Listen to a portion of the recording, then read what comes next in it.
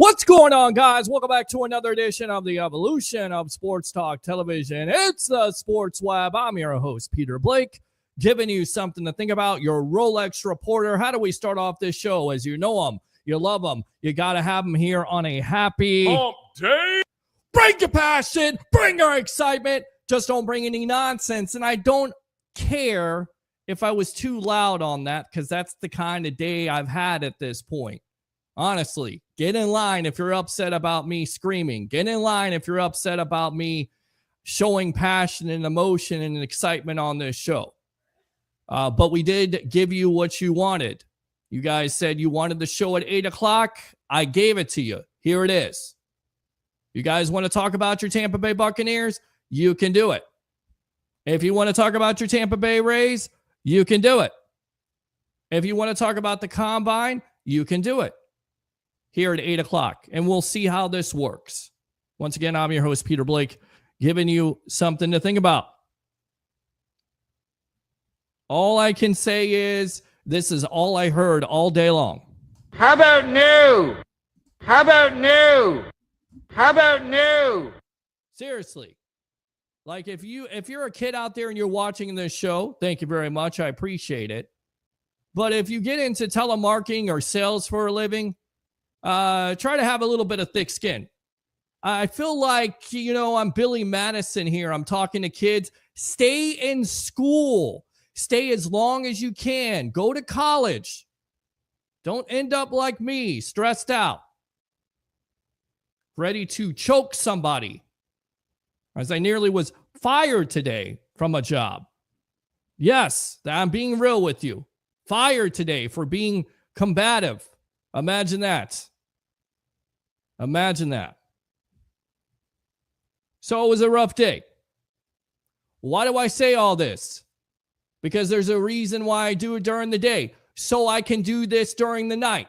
Whether it's at 8 o'clock, whether it's at 8:30, whether it's at 9 o'clock, whether it's at 9:30, whether it's 10 o'clock, whether it's 11 o'clock, 11:30, it doesn't matter. We are here, the evolution of sports talk television, over 300,000 viewers.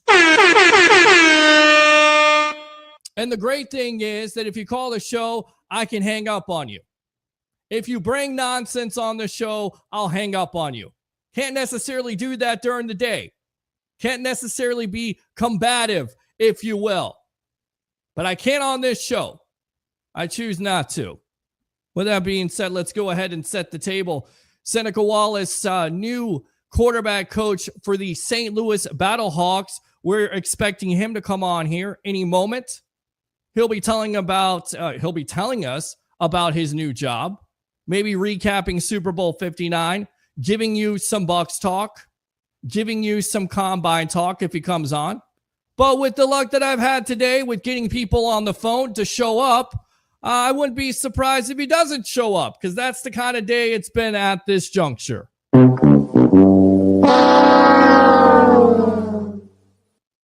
Seriously. So we get him on.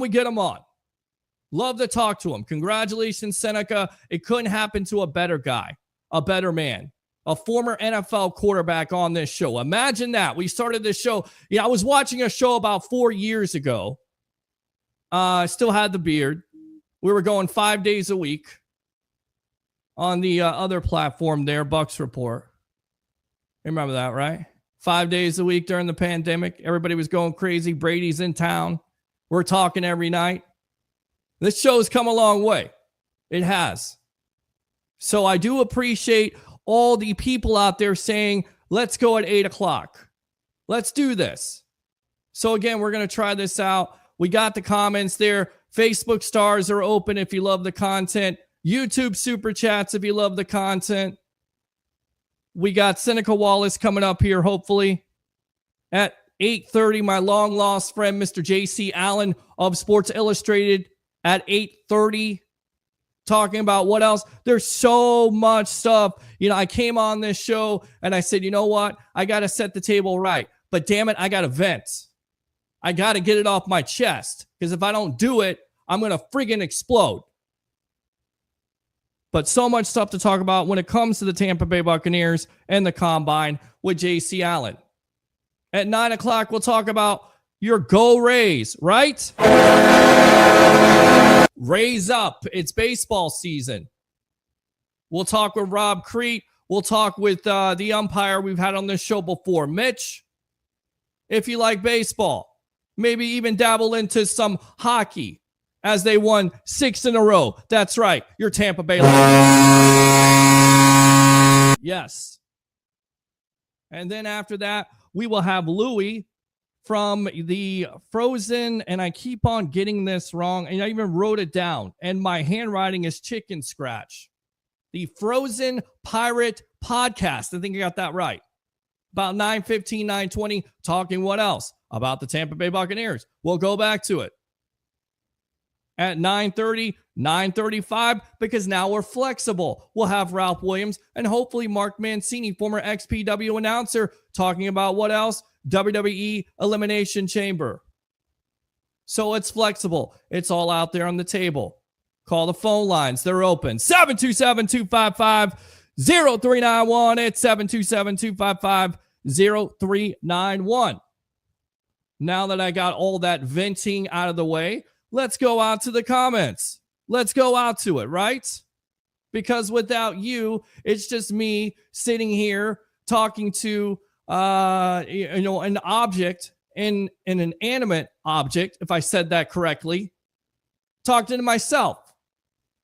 Some people would think I'm crazy. You'd probably be right. You probably would be. But without you, that's what it's all about. I could sit here all night long and talk about absolutely nothing. I could sit here all night long and talk about the Bucs and Lightning and Rays and everything else, but I choose to talk to you. So phone lines are open, 727-255-0391. It's 727-255-0391. Again, just to kind of put a bow on this whole venting process. Do what you have to do to get to where you want to be. And remember the reason why you're doing it, because you're doing it for a reason to do something you love. Okay, now, let's go out to Tim here. Good evening, Peter. Good evening to you. Oh, yeah. Let's go out to KR. Hey, Peter and crew. First, we got Dynamite on. Laugh out loud. Go Bucs. And happy NFL Combine Week. Let's go! He said, how about them Bucs, baby? Happy NFL Combine Week. There you go. You got to love that. Roger Shoe, the tribal troll. Acknowledge me. Shall Roger Shoe again, liking this 8 start time, of course. And, you know, I'm older. I like the 8 o'clock start time, too. You know why? Because, you know, it's kind of like I feel like we were rushing, right? We get on at 9 o'clock. We were kind of disturbing the roommates. We were kind of disturbing some people out there. But I never realized that my audience was a little bit older. Nothing against that, right? So it's not like what I talked to today when it comes to Esther, Gertrude, Ezekiel.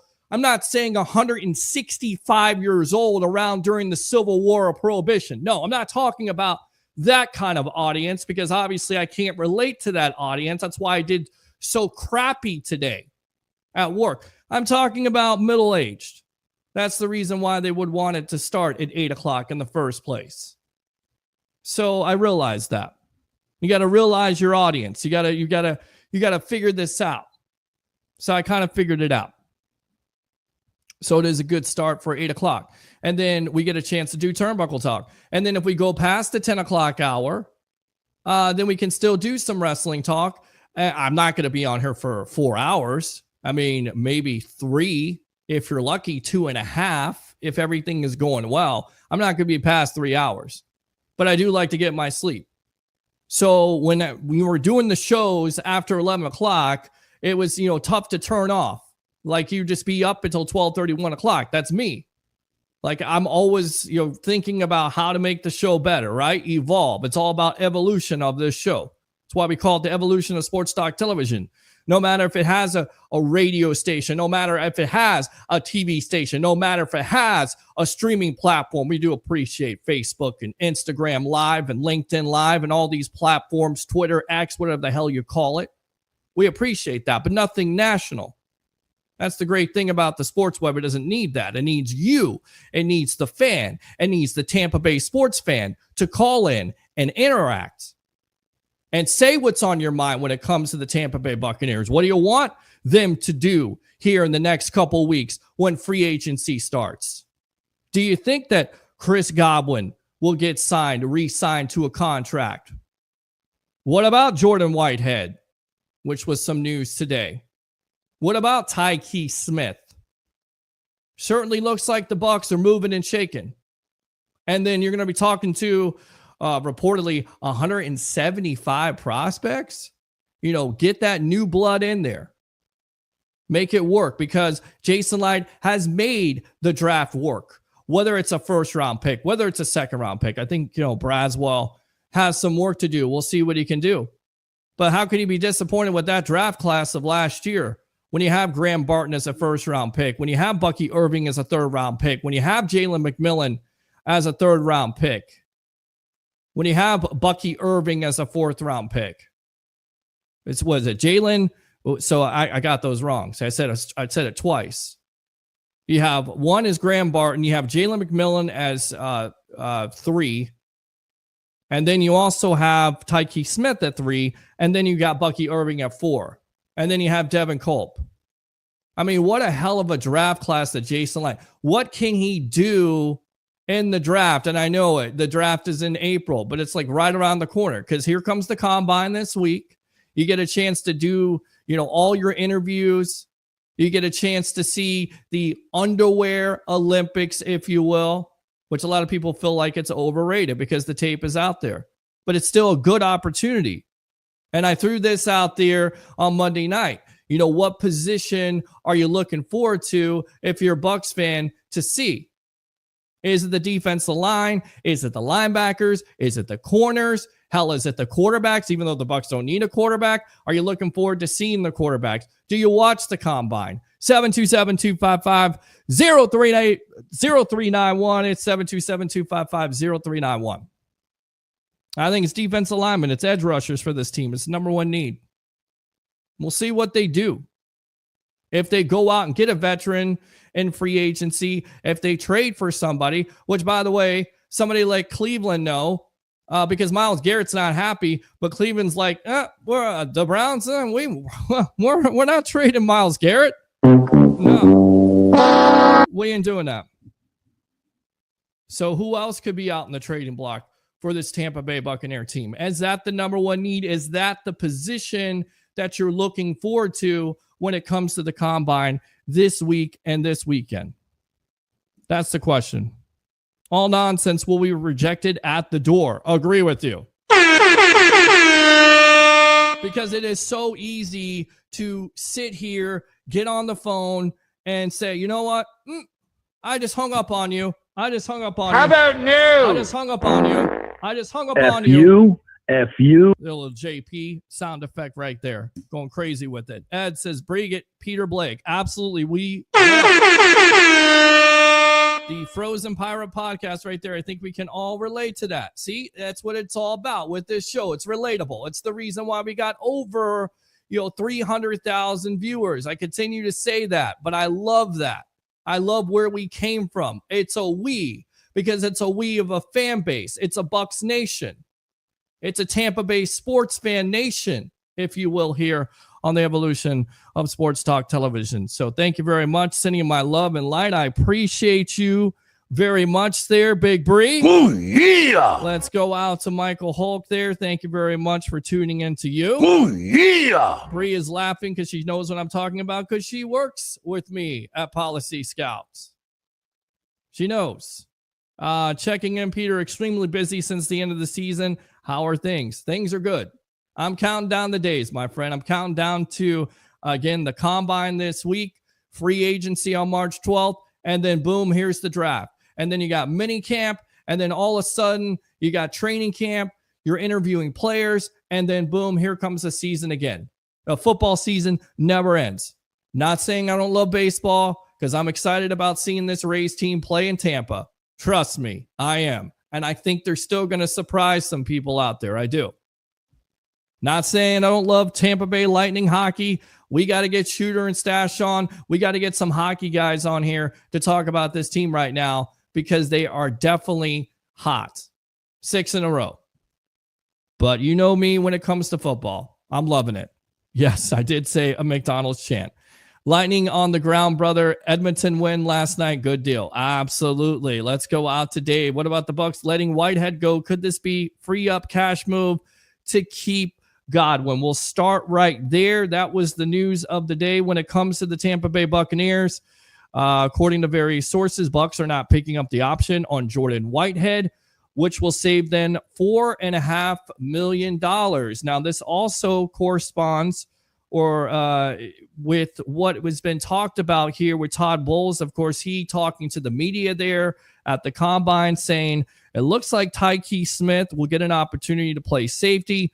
Bowles had this to say. He's very comfortable at nickel, very good ball hawk. And that's what Bowles is looking for. That's what he said in these press conferences the last couple of days. He's looking for ball hawks. This team needs to get aggressive ball hawks to cause turnovers because they haven't been able to catch a cold the last year. What do they have? 7 interceptions a total for the whole year.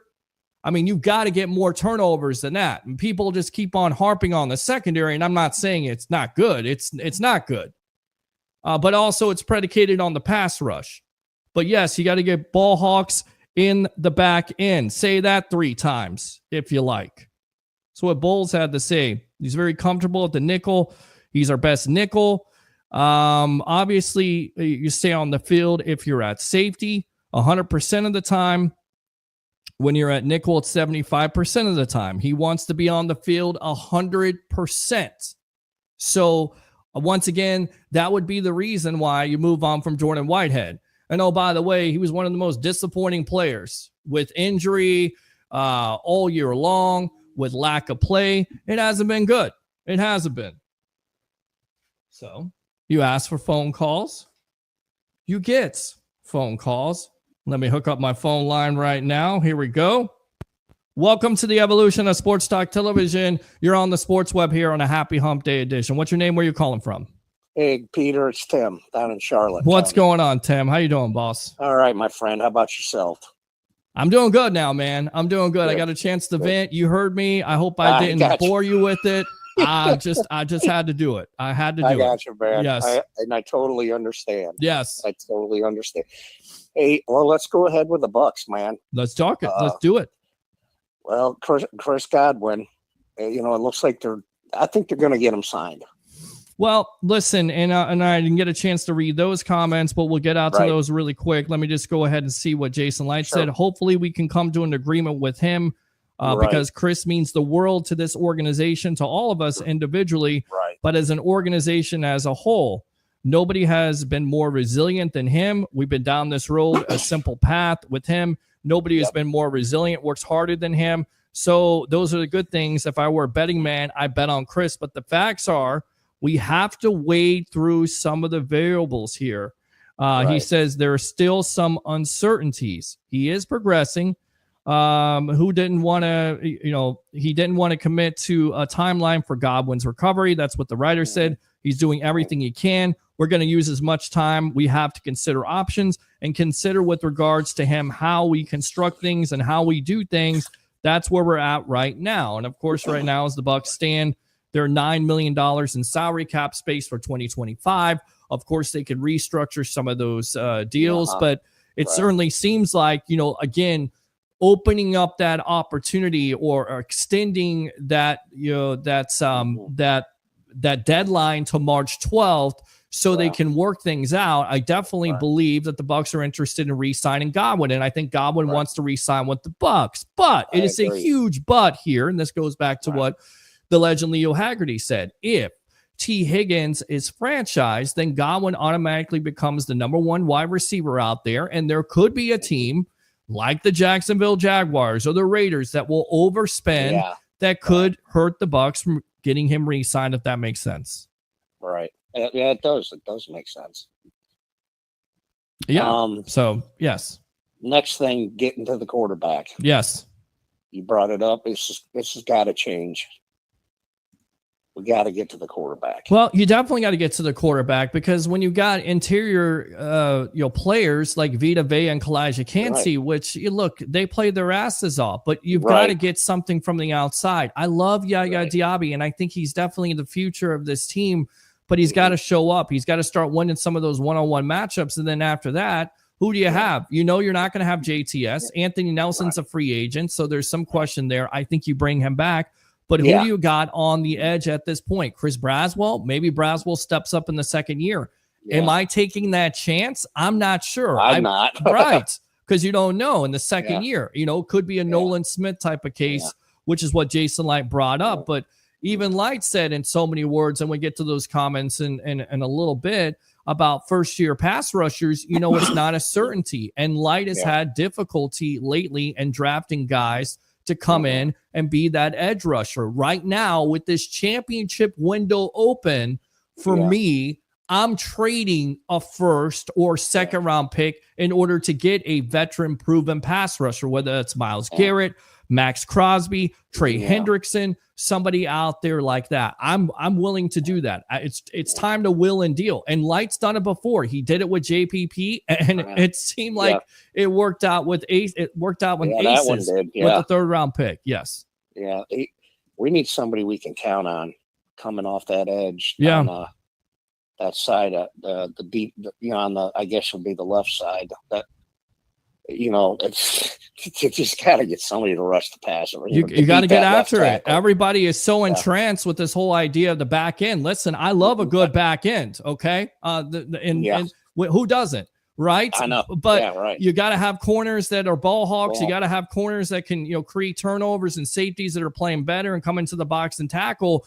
But that is all predicated on, and your back end is better with your front end and your pass rush. And this is what we've learned, covering this Tampa Bay Buccaneer team throughout the years. Yeah. When you have JPP, when you have Shaq Barrett on the outside, you have those two big hosses, as my uncle would say, in the inside. That helps out your outside with getting after a quarterback like Patrick Mahomes in Super Bowl 55. You continue to go after That's what I was just going to say. Exactly. Look no farther than the Super Bowl. Philly pressured the crap. They made Mahomes look bad.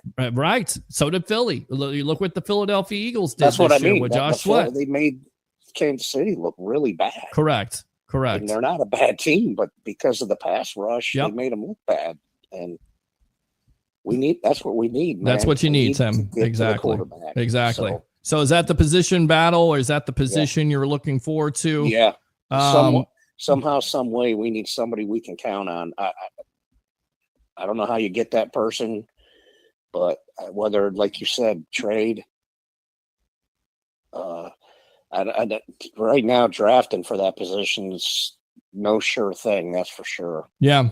Absolutely. But a proven commodity would be wonderful. Absolutely. It would be. And it's going to cost you. And you're kind of wondering if Jason Light is going to give up those picks. And Tim, it definitely makes a good point. Anything else on your mind tonight, man? I don't think so. Just wanted to, kick around Godwin, and then, like I said, get into the quarterback, because we definitely, that needs to change this season. That needs to change. We need to get to the quarterback. Yeah. So, you got to get to the quarterback. Absolutely get to the quarterback. All right, Tim. Hey, I like the 8 o'clock start, dude. I was falling asleep on you there. Well, we can't have you do that, but I always tell people, if you've never watched this show, the cure for insomnia is to watch it sometimes, because I can put some people to sleep.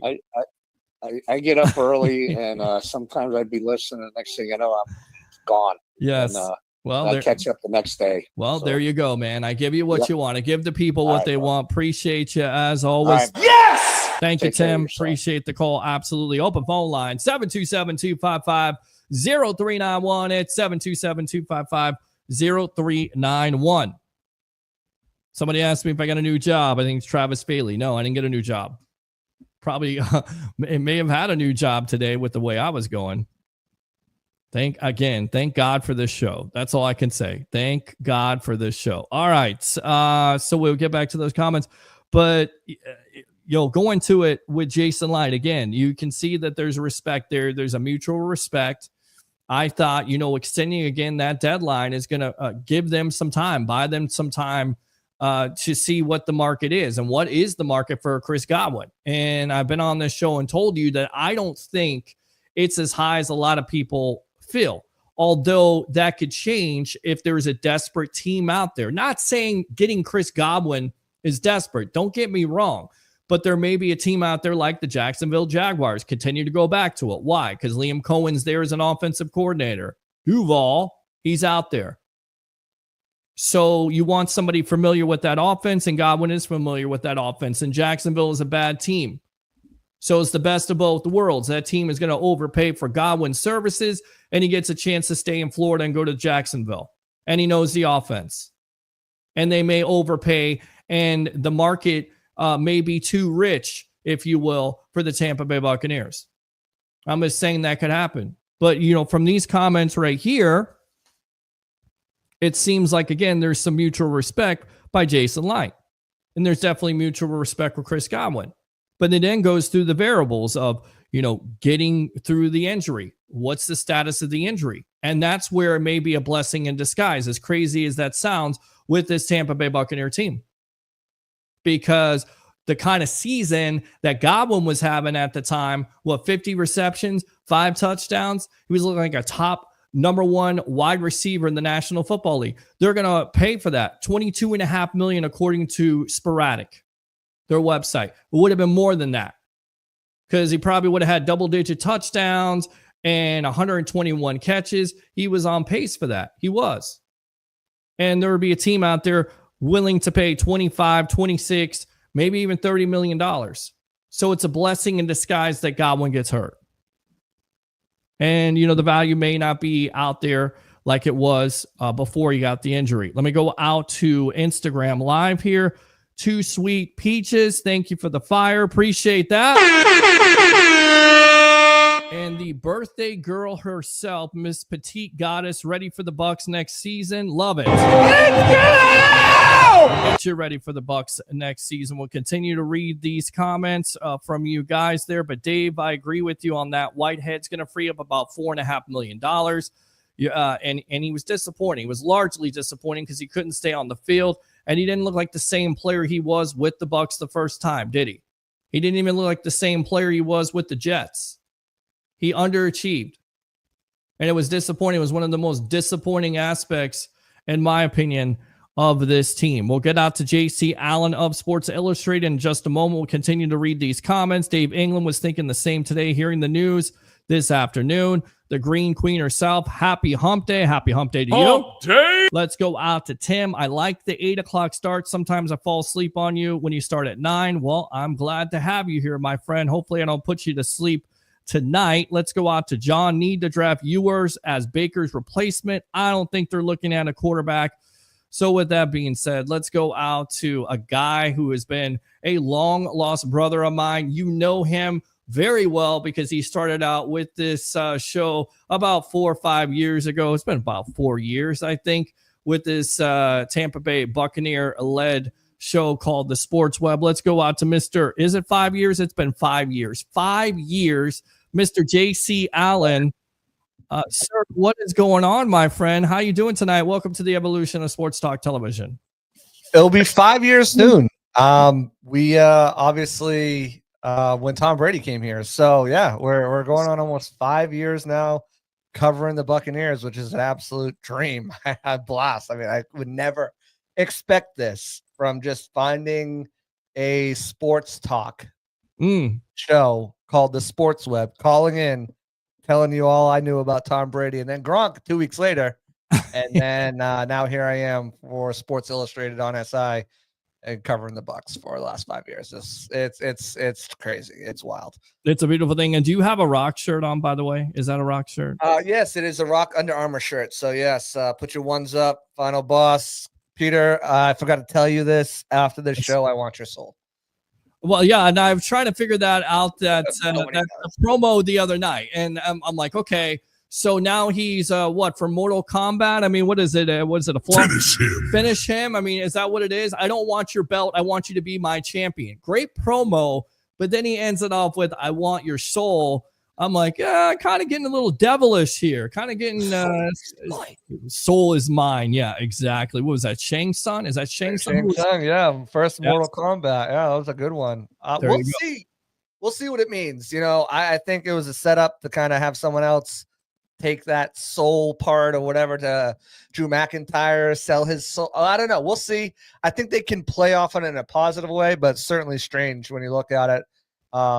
We're not on Turnbuckle Talk. Maybe I'll call back in for Turnbuckle Talk. You guys want to talk about the Bucs? Let's talk about the Bucs, Peter. Let's talk about the Tampa Bay Buccaneers. Big news this week. Jason Light, of course, coming out with the comments on Chris Godwin. They extend that deadline until March 12th. He says how much he respects Godwin, how he's worked hard, and then he says there's some variables there with uncertainties.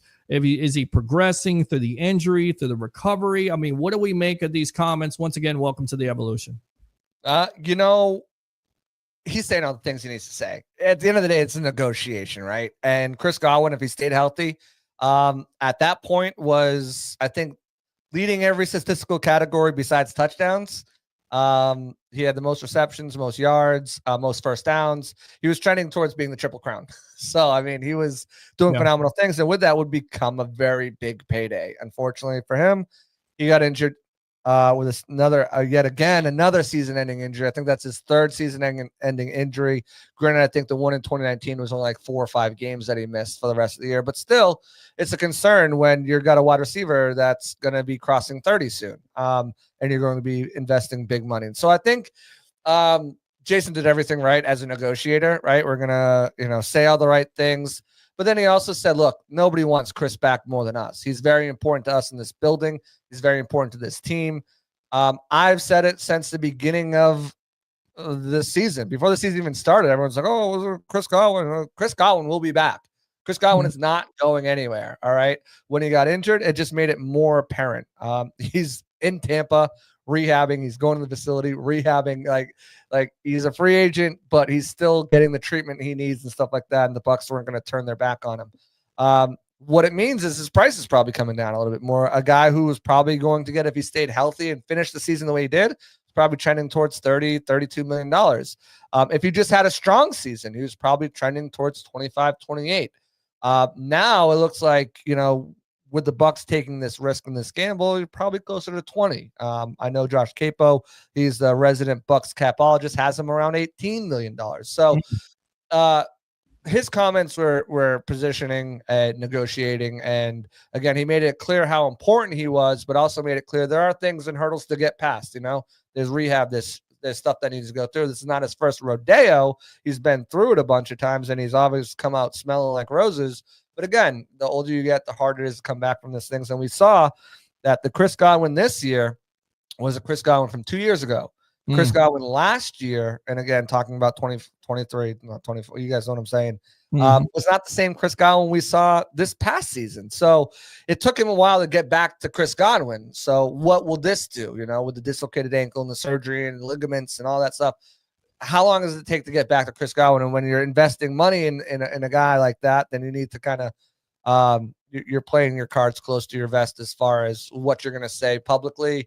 You're going to say the right things, but as far as, keeping it real, hey, there's some uncertainties, there's some unknowns, and we've got to factor that into this conversation. As far as Chris, I know his wife loves it here. They just had a baby here. They have a foundation here.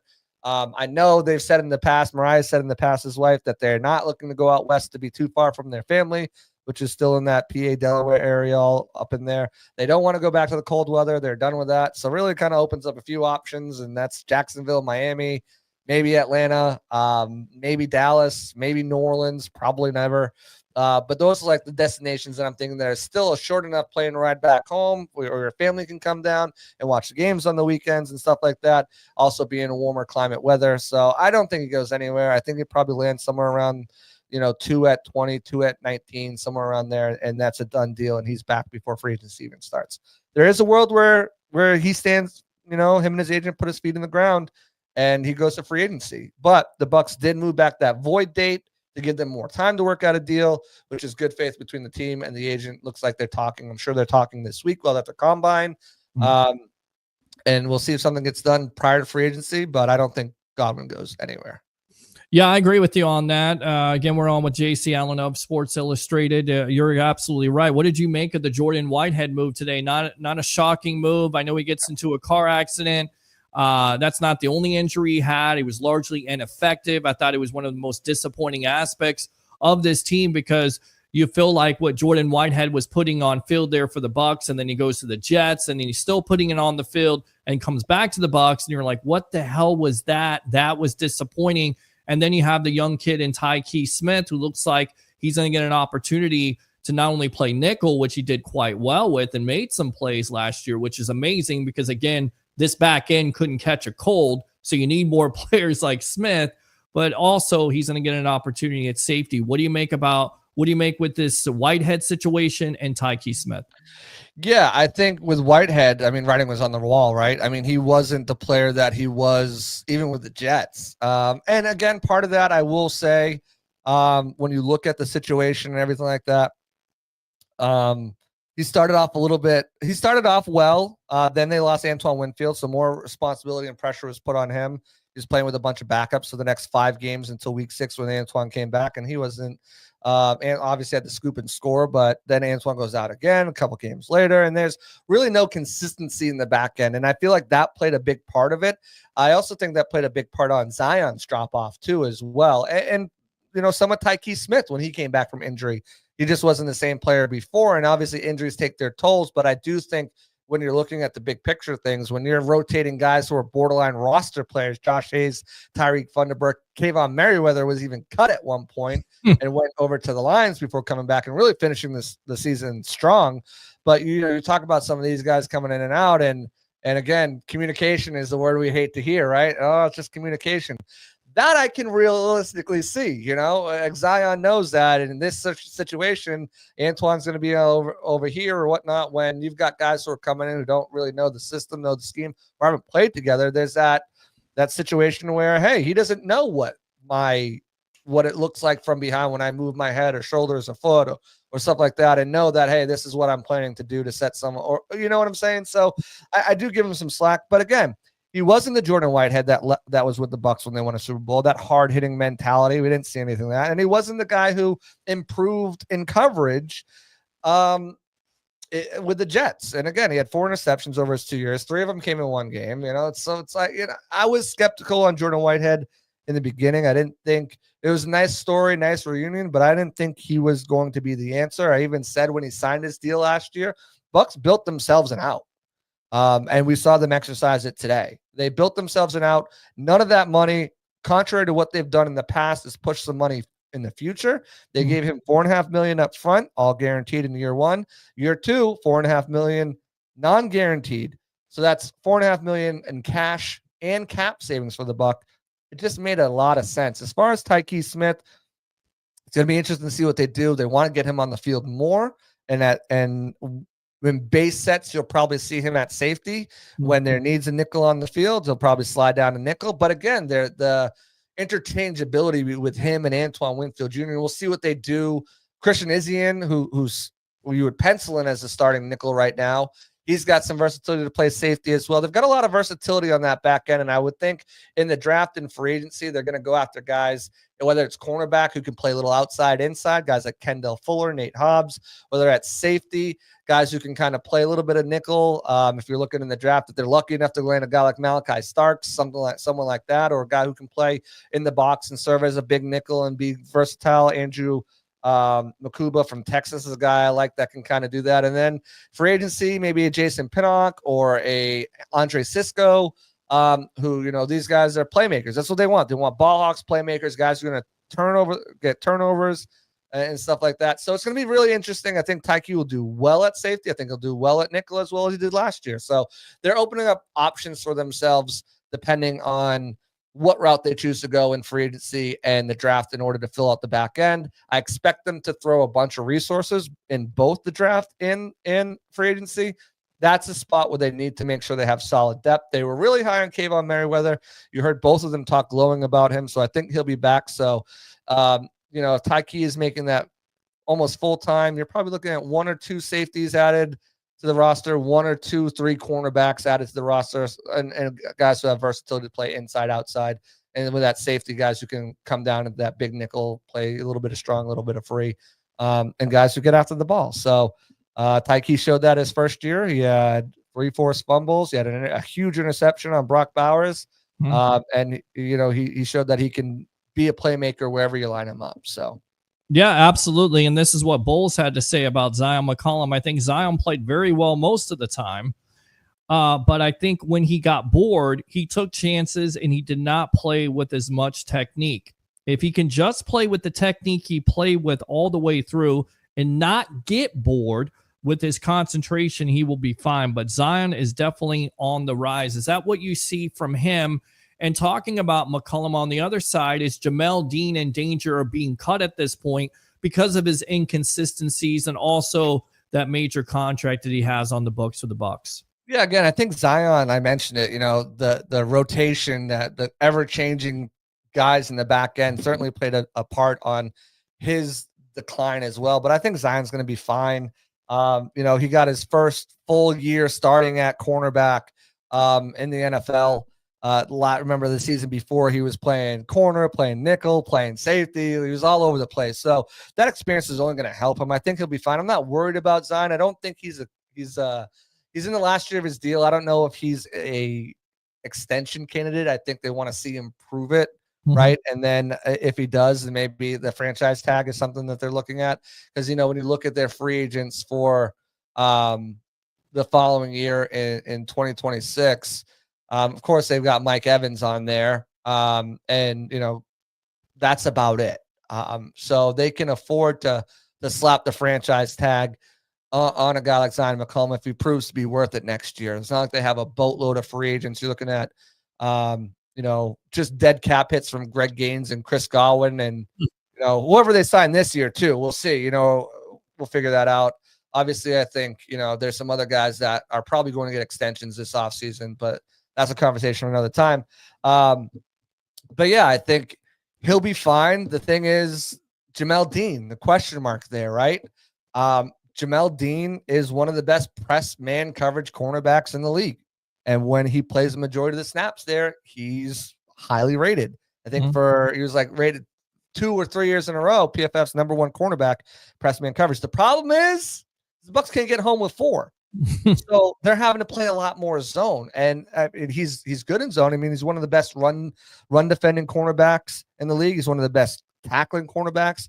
He's got some of the best speed, 4.35 speed. The problem is injuries have amounted for him. And it usually comes when he's tackling and run support, but they have built up for him and it's made him unavailable. And we saw what that did last year with Carlton Davis. If you're not available, your best ability is availability. And if you're not available, then we need to find someone who's going to be available. Let's say about $8 million, a little over $8 million in cap space if they did cut him. But you've got to outweigh the good and the bad, right? You look at the cornerback market. Are the Bucs going to be big spenders in free agency, or are they going to make smaller moves to bolster depth and give themselves, instead of having C players and D players like they did at behind in depth this past year, are they going to spend a little bit more money to bring, C plus B guys in behind their starters? And if that's the case, then they're probably not going to spend a lot of money on particular free agents, like a guy like Charvarius Ward or a guy like Byron Murphy, someone like the big name DJ Reed that are out there. That have people excited, so, you're probably looking at a lesser signing, but it all depends what they want to do. Because Jamel Dean's contract right now is kind of a bargain. It's going to end up, it's going to be right on par with what, mid of the road guys are making. As the salary cap increases, that means salaries will increase, and the cornerback market right now is, unless you're a top guy, there's room for growth all across the board. So, you're going to have to balance that. You stick with do you go out and you sign a guy like I like Paulson Adebo if they do move on? Do you sign a guy like that coming off an injury himself, but has been really, healthy other than last year, to a deal worth around 14, 15, which is what you're paying Dean? Or do you stick with the devil? He's going to be banged up, but you build that depth there and maybe he plays the season. The difference there to me is the biggest thing that Bowles emphasized was, I want ball hawks. And he broke it down. Defensive line, get your hands on batted balls. If you're an inside linebacker, punch out some balls. If you're a safety, again, punch out balls, get some interceptions, and same thing, cornerbacks get those interceptions. And Dean is not that. He's never been that. He's a very strong cornerback, quality cornerback, injury issues, and then again, his playmaking skills just aren't there. So it's one of those things where if they do cut him, I wouldn't be surprised. It'd save some money on the cap, and maybe you reinvest that. But if they did hold on to him too, I wouldn't be surprised. I know fans are done with Dean because he's so injury prone. But I think, who is it? Dave Aglin over there, declining play. I'll just say too, look at what the Bucs secondary looked like when Dean wasn't on the field.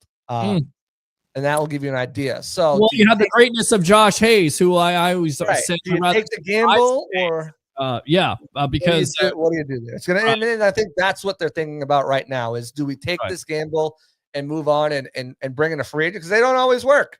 Haven't really worked a lot in the late, when he spent big money. I think the only free agents, Ndamukong Suh, Tom Brady, obviously, and Gronkowski. Gronkowski was a trade. And Ryan Jensen. Those are the ones that have worked out the best. And again, their recent track record's recent.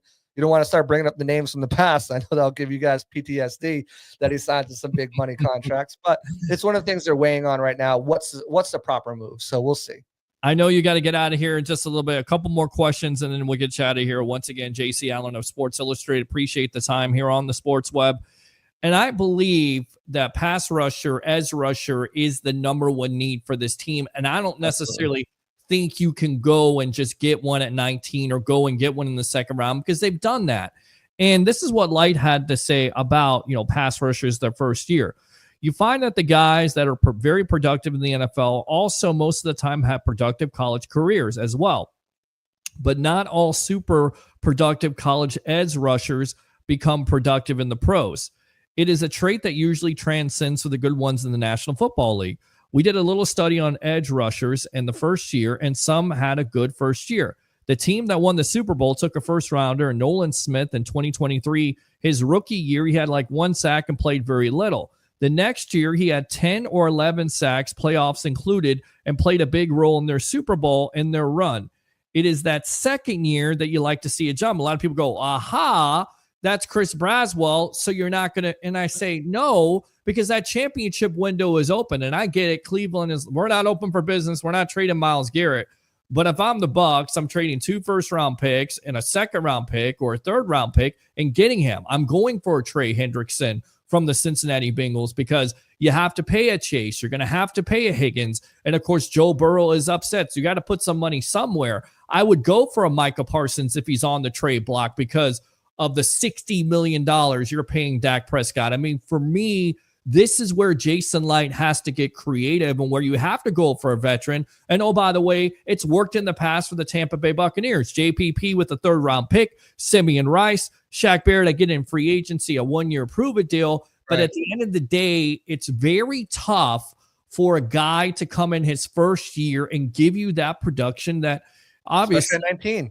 Yeah, this Buccaneer team needs, especially at 19. Yeah, it's a tough nav. I mean, this has been the Bucs' number one need for what, 3 years now? Yeah, right. Since like Shaq Barrett, started falling since his Achilles tear. Yeah, 3 years ago. Yeah, this has been a consistent need for the Bucs, and they put resources. I'm not going to say they didn't. I think everyone look at JTS needs an asterisk next to him. We're talking about again. This was the COVID year. A lot of those players, there's a lot of players that didn't really work out from that draft because you were using tape from 2 years ago. And for what JTS was, he was a very effective player. It doesn't seem like he'll be back based on the comments. But, he was very good against the run. He was very good dropping back in coverage.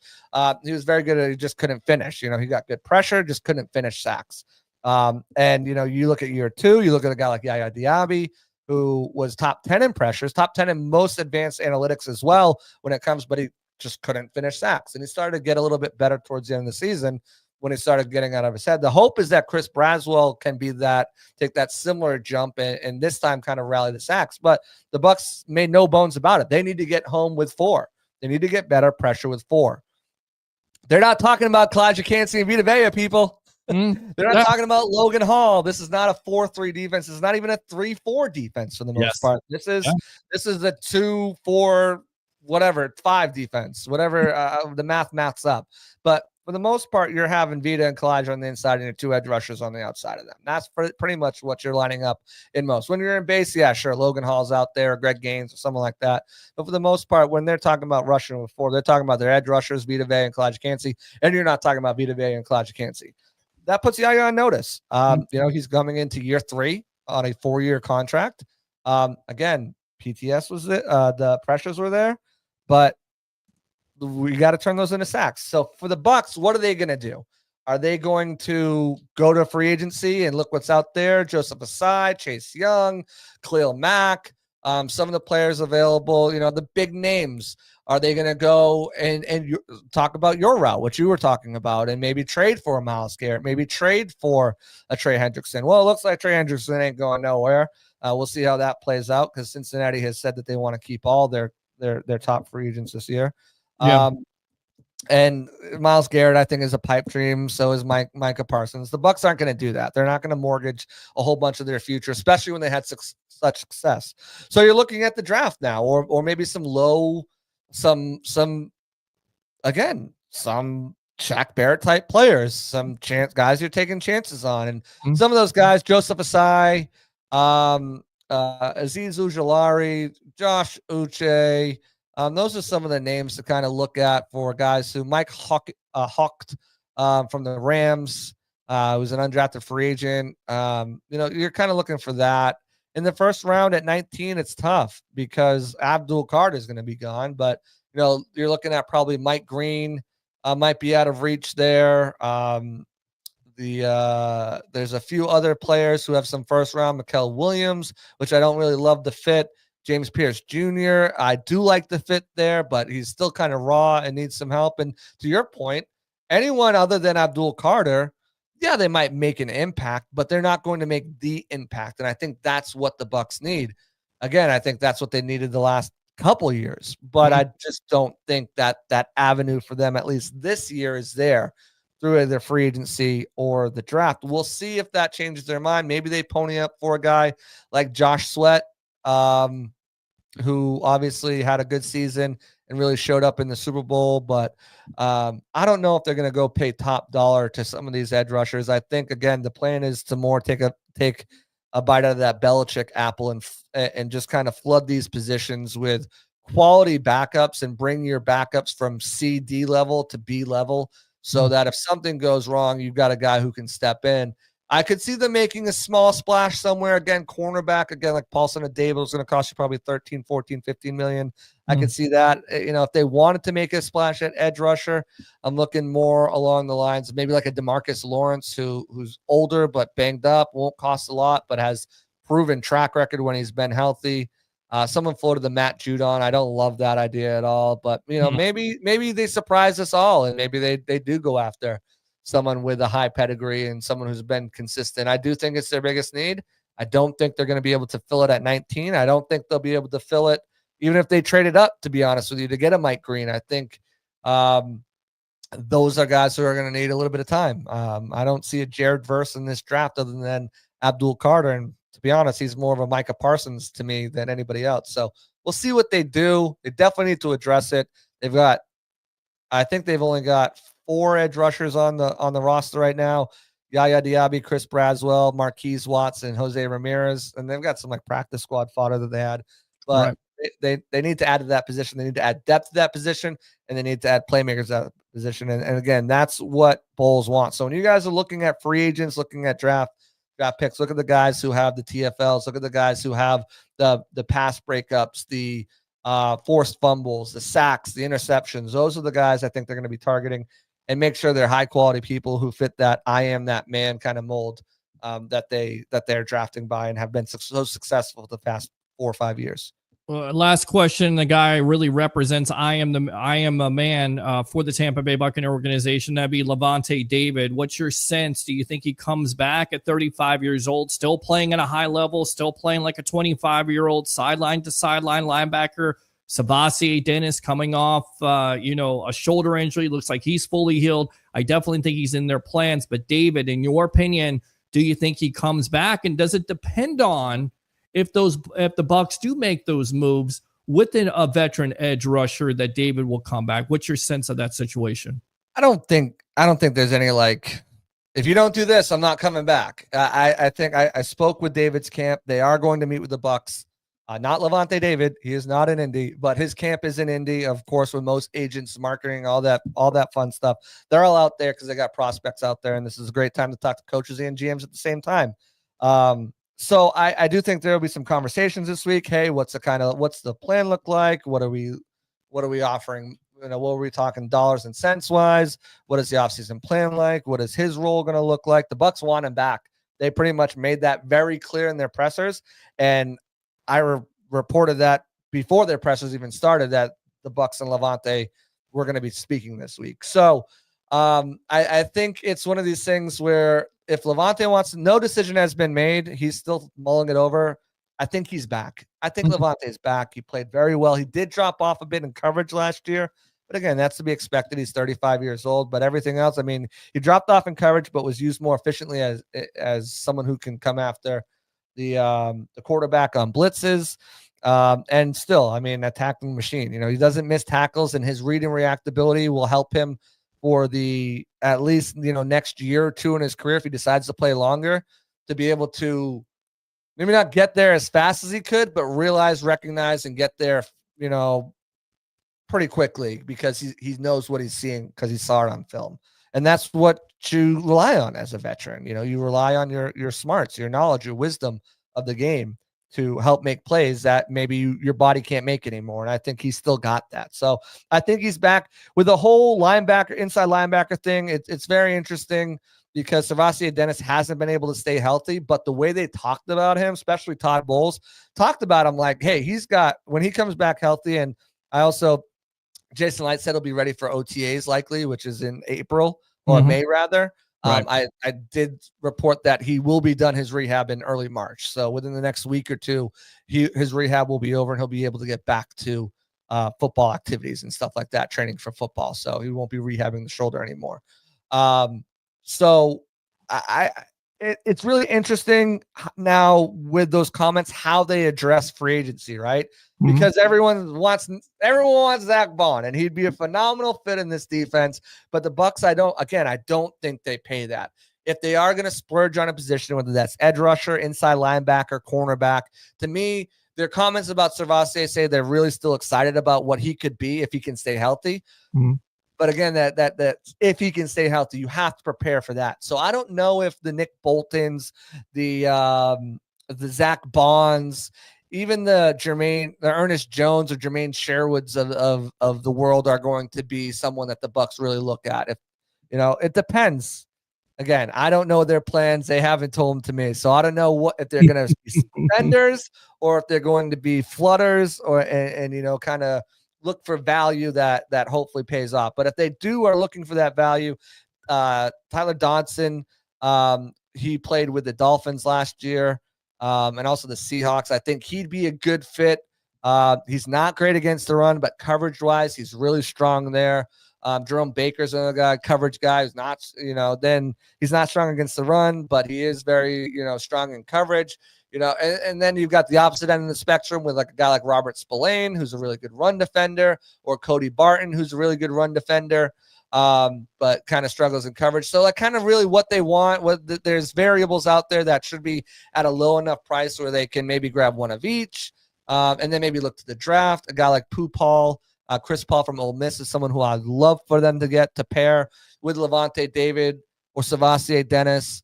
The issue with getting a linebacker, especially one in coverage, I would say in the draft, it's a completely different ball game from what they're going to be asked to do in college to what they're going to be asked to do in the NFL. And it takes some of these guys a little bit more time to kind of get there. Inside linebackers, traditionally one of the and tight end, those two positions are traditionally ones that kind of take a little bit more time to develop. You'll have your unicorns like Sam Laporta and Brock Bowers, and Edrin Cooper was a guy last year who balled out for the Packers. And, you'll have those outliers and stuff like that. But for the most part, they take some time to develop. So depending what you want to pair, I see Jeffrey Bassa from Oregon. I'm a big fan of him. I like him a lot too. I think you can get him in the third round. Yes. But the picks I was testing, second round could be a possibility for him depending on how well he tests in interviews. But it's kind of like pick your point. All right, if they're bringing Levante back, probably for like between $6 and $7 million, probably most all guaranteed at that point. Do they want to take a flyer on a Dre Greenlaw? Do they want to, what's his money look like? Is he kind of in between at that like $8 million versus the 14, 15 that some of these other guys will get? It really depends on what they're looking for, what they want to spend money on. There is avenues to address all of that. They can, again, flood the position. They can grab a guy who's well-rounded in college, who can play the run well, and then get one of these guys who might be a little bit like a Dodson who can struggle in the run. So you kind of balance it out. You got your really good coverage guy. You can roll it on third down and get these rookies their snaps, or Servassier steps up. It's going to be interesting to see what they do. Free agency and the draft. I think they're going to want to go into the draft having a lot of these needs filled, maybe with like starters, but maybe not like A+ start. So it's going to be really interesting to see what they do, how they fill out this team before the draft. Once free agency starts, I think in 13 days, 2 weeks? 13 days, my friend. Absolutely. We got you covered here with the great JC Allen of Sports Illustrated. Once again, go ahead and promote yourself here on the Evolution of Sports Talk Television, my friend. Yeah, absolutely. Tune in, JC Allen NFL right there on X. A one-stop shop for all your Bucs needs, whether it's the Bucs, my own thoughts. Combine stuff is going to be big. We've got boots on the ground with Bucs Game Day. And also Pirate Parlays, my podcast. I just put on an episode about an hour ago. Go check that out. It's on YouTube. It's also on my Twitter handle there, X handle there. We've covered a lot of this stuff and more.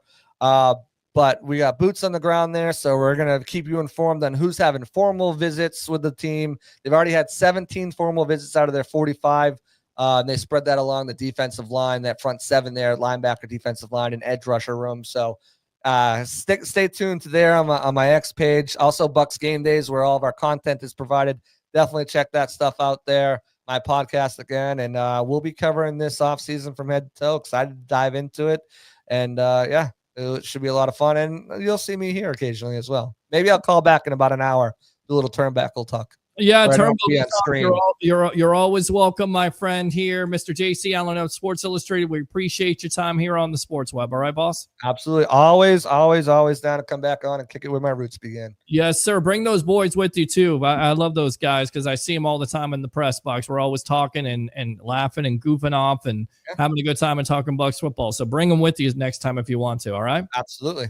All right. Appreciate you. There you go, JC Allen of Sports Illustrated. So let's go ahead and get out to my other guest for the night. What you guys think? I was going to start off at 8 o'clock. I was just going to come on here, rant and rave, have JC Allen, not have more guests. We're not going to talk sports on this show. We're not going to talk Bucs. We're not going to talk Rays. We're not going to talk Lightning. We're not going to talk wrestling. No, just because we start off at 8 o'clock, it means, again, more flexibility. So with that being said, let's go out to this guy right here, the legend himself, former coach, scout, and now media member of Night Sports Productions and Amped Up Sports. Here we go. Book him, Dano. Let's go out to Mr. Leo Haggerty, former coach, scout, and now media member. Let's go out to Mr. Rob Crete right there. And let's go out to the umpire, Mitch Gross. Welcome, gentlemen, to the evolution of Sports Talk Television. How are we doing tonight here on a Happy Hump Day edition of the Sports Web? I'll tell you what, I'm doing well. Rob, how about you? Happy to be here. Thanks, Peter. Yes, Absolutely. Thank you, guys. Thanks for having me. Absolutely, guys. And let's start it off here. Baseball season is right around the corner, and it comes down to, in this area, the Tampa Bay Rays and talk of, what they're going to do. But I got to ask both of you, gentlemen. I know Leo's thought process, but Rob, what did you think about the Rays finally getting the opportunity to play in Tampa, albeit at Legends Field? Peter, it just creates another question mark on how this team is going to perform this year. I think the weather in Tampa in the middle of summer is oppressive for most and potentially difficult for baseball. So we're going to see how this team reacts as opposed to playing in the Trop, which also feels like playing in a mall often. So that's a struggle for them. With this pitching and this hitting, I think it's going to be a unique and interesting season ahead for our Tampa Bay Rays. I would say a mausoleum, right, Mitch? I mean, and Leo, I would think a mausoleum is always the term that's uttered when it comes to the Trop. Love the Trop. Good memories have it in the background there, but sometimes that's what it sounds like. Mitch, what did you think about the Rays playing in, basically a minor league ballpark there with 11 to 12,000 people? Is that an advantage or a disadvantage for this Tampa Bay Rays team, in your opinion? Well, I'm a personal fan of minor league baseball. I will be very honest. I like facilities like that. I find them quaint. I feel I find it more beneficial for the fans to get a little closer to the players. So, but it's all about making money, right? And selling tickets and going from there. But I personally like the smaller confines. I don't like the larger fields personally. You know what, Peter? Let me jump in with Mitch a second because, we talked about the weather going to be a problem. Mitch is an umpire. Do you want it cold or do you want it hot? Leo, I'd like it ideally in between, to be perfectly honest. Fall weather's great. There are times, especially in the summer, man, it's brutal, and you have all that gear on, and if you're behind the plate, it's really tough. And sometimes you start to lose focus, and you don't have some of your better days, but you keep on pushing. But I would prefer kind of an early fall or a late summer evening. They're my favorites for working games. Yeah, and I'll go out to you, Rob. I mean, they're playing the games at 7:30. A lot of people are concerned about rainouts and them being too hot. And it is Florida, and I get it. It's somewhat bipolar weather. One day it's hot, the next day it's cold. But it's very, very hot there with the humidity. What do you think of the result of this team playing at 7:30? Do you expect more rainouts? Does that help? I mean, over under with the rainouts in your opinion here, Rob? Well, definitely everyone's going to take the over with rainouts. I mean, that's just the nature of the beast here in Florida during the summer. To Mitch's point, I do think it's going to be a great experience for MLB fans to see major league games in a minor league stadium all summer long. I think is an amazing opportunity for fans. I don't know how this team is going to react. Again, I think it's going to be difficult. They had trouble scoring runs last year. So let's see what they could do in a minor league stadium. The offense is really anemic in 2024. Can they do something different in that humidity and in that minor league stadium? I'm skeptical right now. Hey, Rob, I'm going to ask you the same question here, but that has the same dimensions as Yankee Stadium. Mm-hmm. You're talking about, 314 feet down the line with humidity? This is going to be Coors Field East, isn't it? If they have the players that can hit it that far, that's the issue. I know they have Junior Caminero this year. He might be the face of the offense. Quite frankly, there's a couple other players. Taylor Wall's looking good. I mean, he has the ability to put the bat on the ball, but can they put the ball out of the park? I know other teams in the AL East can. So I think they're going to have to rely heavily on that pitching staff. Mitch, and that's what it comes down to. Let me go to the wide shot here. That's why I think the Rays, and again, this is the eternal optimist to me, says they could have 92 to 93 wins simply because of 1 through 5 with that pitching staff, although it's always about health, but it's led by Shane McClanahan, who's coming off, a Tommy John surgery here. So how do we see this Rays team? You talk about Junior Caminero, possibly Chandler Simpson, maybe in that situation, Josh Lowe, but I really think it goes back, Mitch, to their pitching and their defense. So do you think that favors the Rays in your opinion? I think pitching favors any team. I think it all starts with pitching. I don't like some of the things happening in spring training right now regarding pitching and the calling of balls and strikes. That's an entirely different discussion, which I'm assuming we'll have at some point this evening. But it all comes in. It always comes down to pitching for anybody. I don't care if it's Tampa Bay or Philadelphia or whomever. It's all about pitching. Well, you know what, Mitch? Let's get to it now. It's the 800-pound gorilla in the room. I, as a purist, and I know Rob and you are probably the same way feeling, the human element is great in baseball. As an umpire, Mitch, you gotta hate this coming in, don't you? I didn't like it when they tried it in the minor leagues, and I certainly don't like it when they're trying it in the major leagues. And you're right. It's all about the human element. It's the idea of bringing in a robot to call. Well, let's take 2 steps back. Those guys who call balls and strikes in the major leagues, I mean, look at their accuracy level. It's way up there. And I think to bring in robots is really killing another facet of the game, or at least testing the idea of robots. All right, so we should be perfectly clear. But your average major league umpire is the best in the business, and that's why they've worked their way to the top. They call a solid game. Yeah, they're going to have off days. Yeah, people are going to question balls and strikes, but that's what it's all about. And I was thinking about this, guys, and you bring in robots. I think somebody in the front office in New York in Major League Baseball it's another attempt to, I don't know, sanitize the game. I don't know, try to make it absolutely cookie cutter perfect. And that's the beautiful thing about baseball. It's not cookie cutter perfect. There are imperfections. As you noted, Leo, it's the human element. That's what it's all about. And people love to come and watch and see these guys and see them test one another and to see if they can, properly second guess what that next pitch is going to be. It's things like that. So, the idea, I don't like it. I'm glad it's just a test. I'm glad right now it's only the pitcher, the catcher, or the batter that can actually call for the second look from the robot. Because if you start getting calls from the dugouts, which you typically get as an umpire, because everybody in the dugout has a better look at that pitch than you do. If it gets to that point, then this game's in real trouble. When you guys, you had me on a while back, and I said, originally I wasn't a fan of instant replay. I've come to really, I respect instant replay, and it makes the game better because the idea is to get the call right. But when it comes to nickel and diamond, strikes and balls, because it may be a millimeter off that outside black line, nah, I think they're going down a rabbit hole. I think they need to remove themselves from. Vic, let me stay with you for a second on this. How is the robot going to change its eye level when Aaron Judge is up and then the next guy up is 5'6"? Now, I guess that's a question for MLB. And when they put this system together, all we read is there's all of these cameras with all of these angles pointed in all kinds of directions, and there's apparently some kind of software that's going to take all of this stuff and turn it around and come back with an answer within seconds. I don't get it.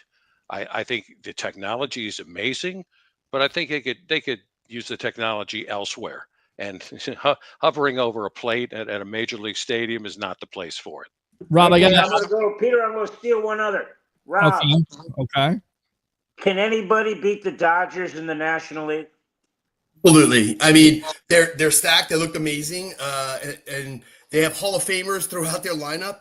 But they can be beat, and that is, again, I really like what Mitch is talking about, the sanitizing of baseball with this ABS system, which I thought I only had on my vehicle. That's not what really we want as baseball fans. We don't want this perfectly clean version.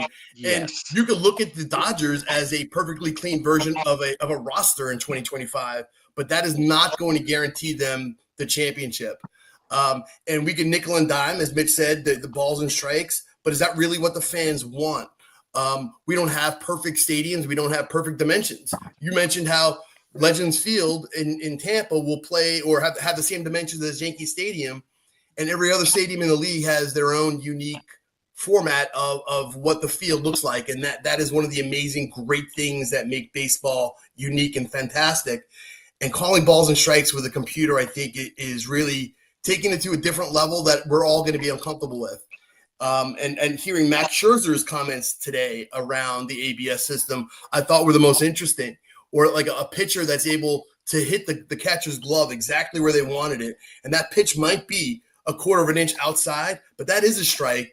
Just like that hanging slider that maybe does catch the plate, but clearly was not what the intent was, is often gets called a ball. That all gets put into the homogenized of fantastic game that's not perfect.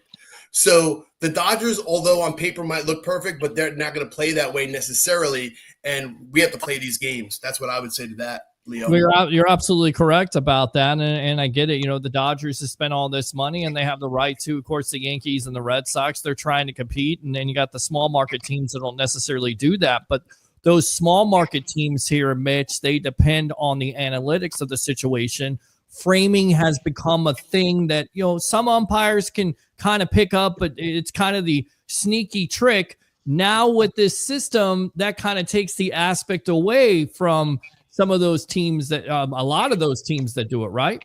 That's right. And it goes back to what I said earlier and Rob echoed a few moments ago. Sanitizing of the game. Baseball's about imperfections. About challenging, mano a mano, so to speak. That's the beauty of the game. And I'm afraid that if it continues in this direction, you'll have, you've had minor leagues testing it. Now you have the majors. I mean, what's next? Do we have the college level ball, testing it? Do we go to high school? Do we go to Little League? It's just, it's too much. I think we're going in the wrong direction, and we need to put it in reverse. Yeah, and I think a lot of people, Rob, would say, it's for the good of the game, but there will be also baseball purists like us that would say it's kind of, and at first, with all those rules, stealing of bases and replay, I wasn't buying it, but now I kind of like it because the game is a lot faster. Yes. But then again, you're taking away from the aspect of the game, correct, Rob? Well, absolutely, but I think what we're seeing is the writing on the wall. Like this is exactly where MLB is going to be headed, and I don't know how many years it's going to be, but we could pitch a fit, and we, the purists, the traditionalists of us, can say we don't like it, but it's clear that MLB is going to make this change, and I don't know how long it's going to take them to get there. So I expect that these robots and the ABS system will be calling balls and strikes before we know it. And maybe there'll still be that human element of the umpire being alerted of what that was in terms of what the robot says. Is it a ball or a strike? Yeah. But it is taking that human element out of it that I think really is the romantic part of baseball. If I can call it something other than what we have, it's really what makes it uniquely different. And I see Louis in the back there. Louis, stand by. We'll definitely get you on after this interview from the Frozen Pirates podcast. It's the Sports Web. I'm your host, Peter Blake, along with the legend himself, Mr. Leo Haggerty, umpire Mitch Gross, and, of course, Rob Crete, who is the insider here, Amped Up Sports, when it comes to baseball. Right now, just looking at it, because from a local aspect or a local perspective, everybody is looking at the Tampa Bay Rays. The over-under is 81.5. Rob, are you going under or over that? Do you think the Rays can get that 90 wins, or is the AL East a little bit too tough, in your opinion, and not enough offensive power, not enough offensive bats in that lineup? I'm going to take the under on that, Peter. Again, I'm not so sure it's the AL East as much because of the scheduling. They'll play everybody equally, but they're going to have a tough time this year with the pitching. Coming back from injury, we have a lot of guys, McClanahan, Baz. And we're hoping that Taj Bradley can step it up a little bit. But I think they're really going to be challenged in scoring runs, so I'm going to take the under on that. You're taking the under, Mitch. I mean, just looking at it right now, Rays, do you think they can be a team that's sneaky good with that pitching staff? Can they get 90 wins, or are you also picking the under for this team?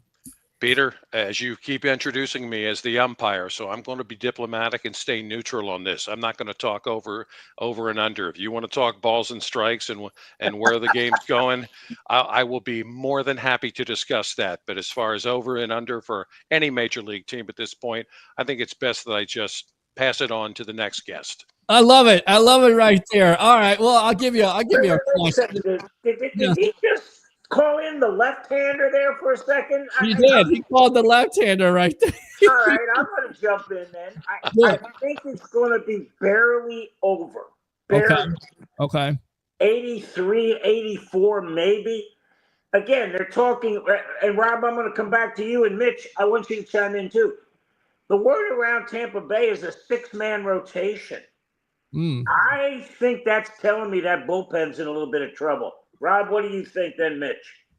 Well, I think that the 6-man rotation is also the future of baseball, and you're going to start seeing teams like the Dodgers and the Mets. These are the big paying teams start using them this year, and it seems that we're going to start importing the Japanese version of a pitch once a week rotation here in the United States. I expect it to become commonplace.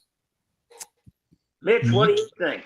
I have to agree. I have to agree with Rob. I think we're going to a 6-man rotation. I think you will see that placed very quickly. It's just in a turn history of this great sport. That's the way teams are going right now. Analytics will in everything, but I think it's going to be very I used the term earlier. It's cookie cutter as far as pitching rotations. Mitch, I'm going to stay with you one time for an umpire question. As an umpire, you want to be in the bucket, or do you want to be on first, second, or third? You tell me. I don't care. Again, I'm being the purist that I am. I just like to work the games. I really don't care. There are days that I feel really good and I don't get assigned a plate. And there are other days that I'm not feeling so hot and I get assigned the plate. It's all just part of the game. So you just go where the assignment is. You do the best you can, and you don't worry about robots or coaches or parents or You just call the best game you can. All right, I'm going to stay with you one more time. Yes. What's the worst ejection you had to make in terms of, I got to throw this guy out or I got to throw this woman out, but I really don't want to. I just have to. I have never removed a spectator. Hallelujah. This will be my 29th season. I have never removed a spectator. I've had in 29 years. And it's only because that's the rule required, and it had to do with unsportsmanlike conduct. So, you pull, but only 3 in 29 years. Believe me, I don't go looking for trouble. I don't go looking to toss somebody, and I think 99 umpires don't go looking for trouble. We just have to react and apply the rules accordingly when the situation happens. Peter, I gotta tell this story. Yeah, go for it. Knows that I umpire, and Rob knows my nickname is Lowball Leo. I've never met a low pitch I didn't like it. Right. So I am doing a game, and you get a parent to do the bases. You're in the bucket and that. Oh no. And the kid hits the ground ball, goes to first.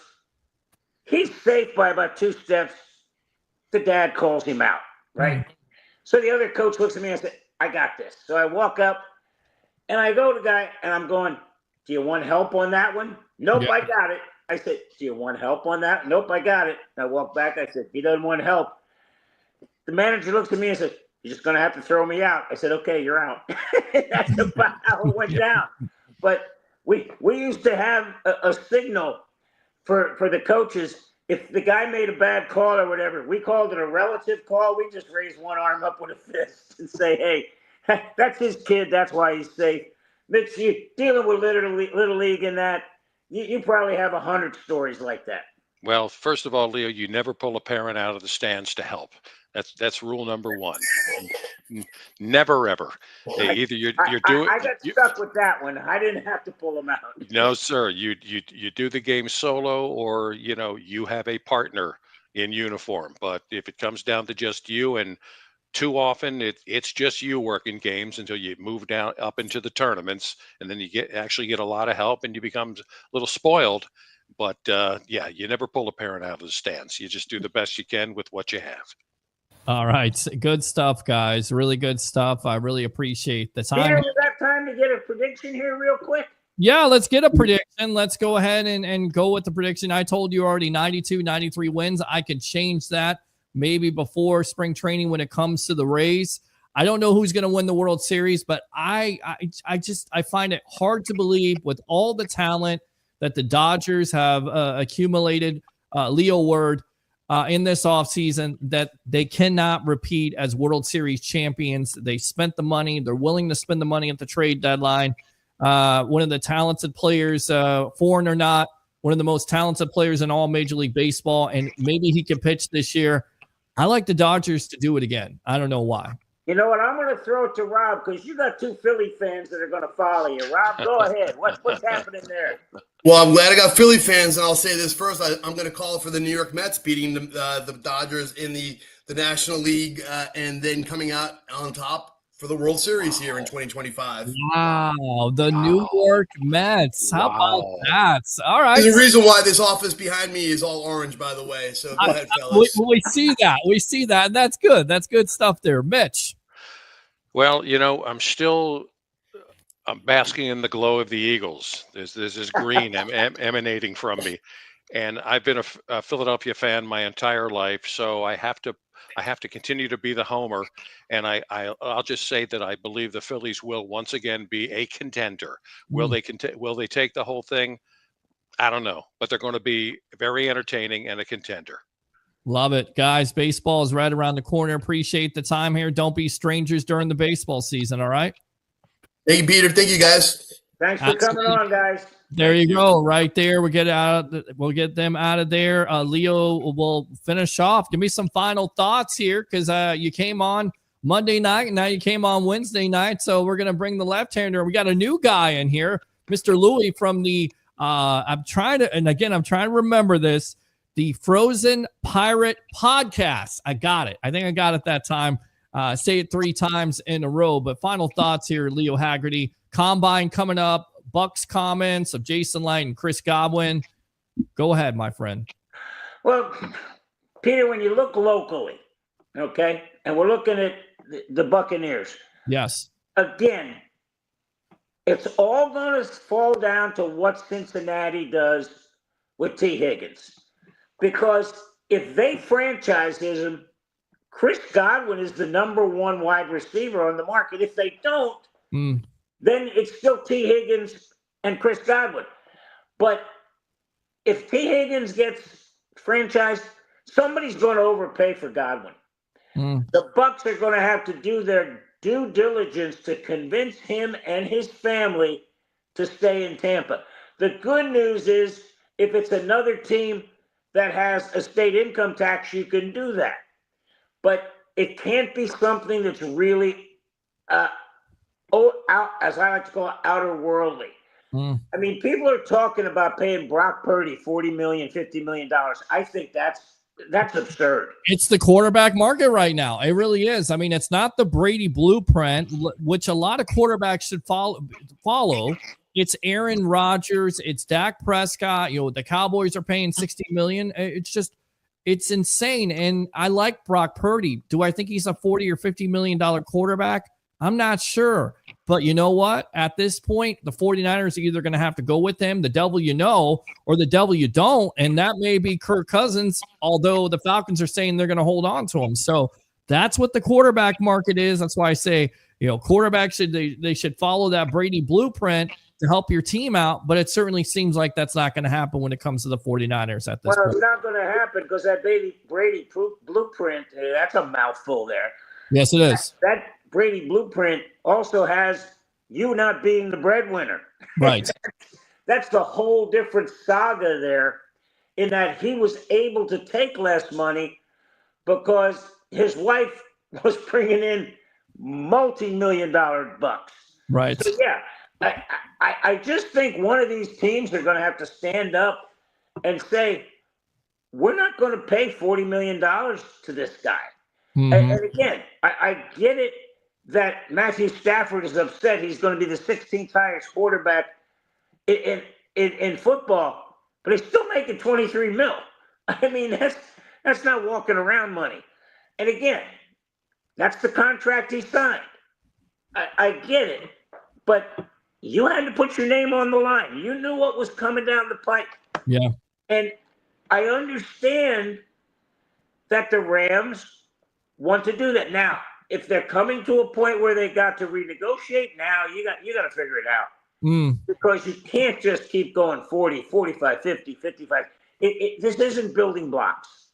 And teams are going to have to figure it out, especially now that you got Aaron Rodgers hanging around.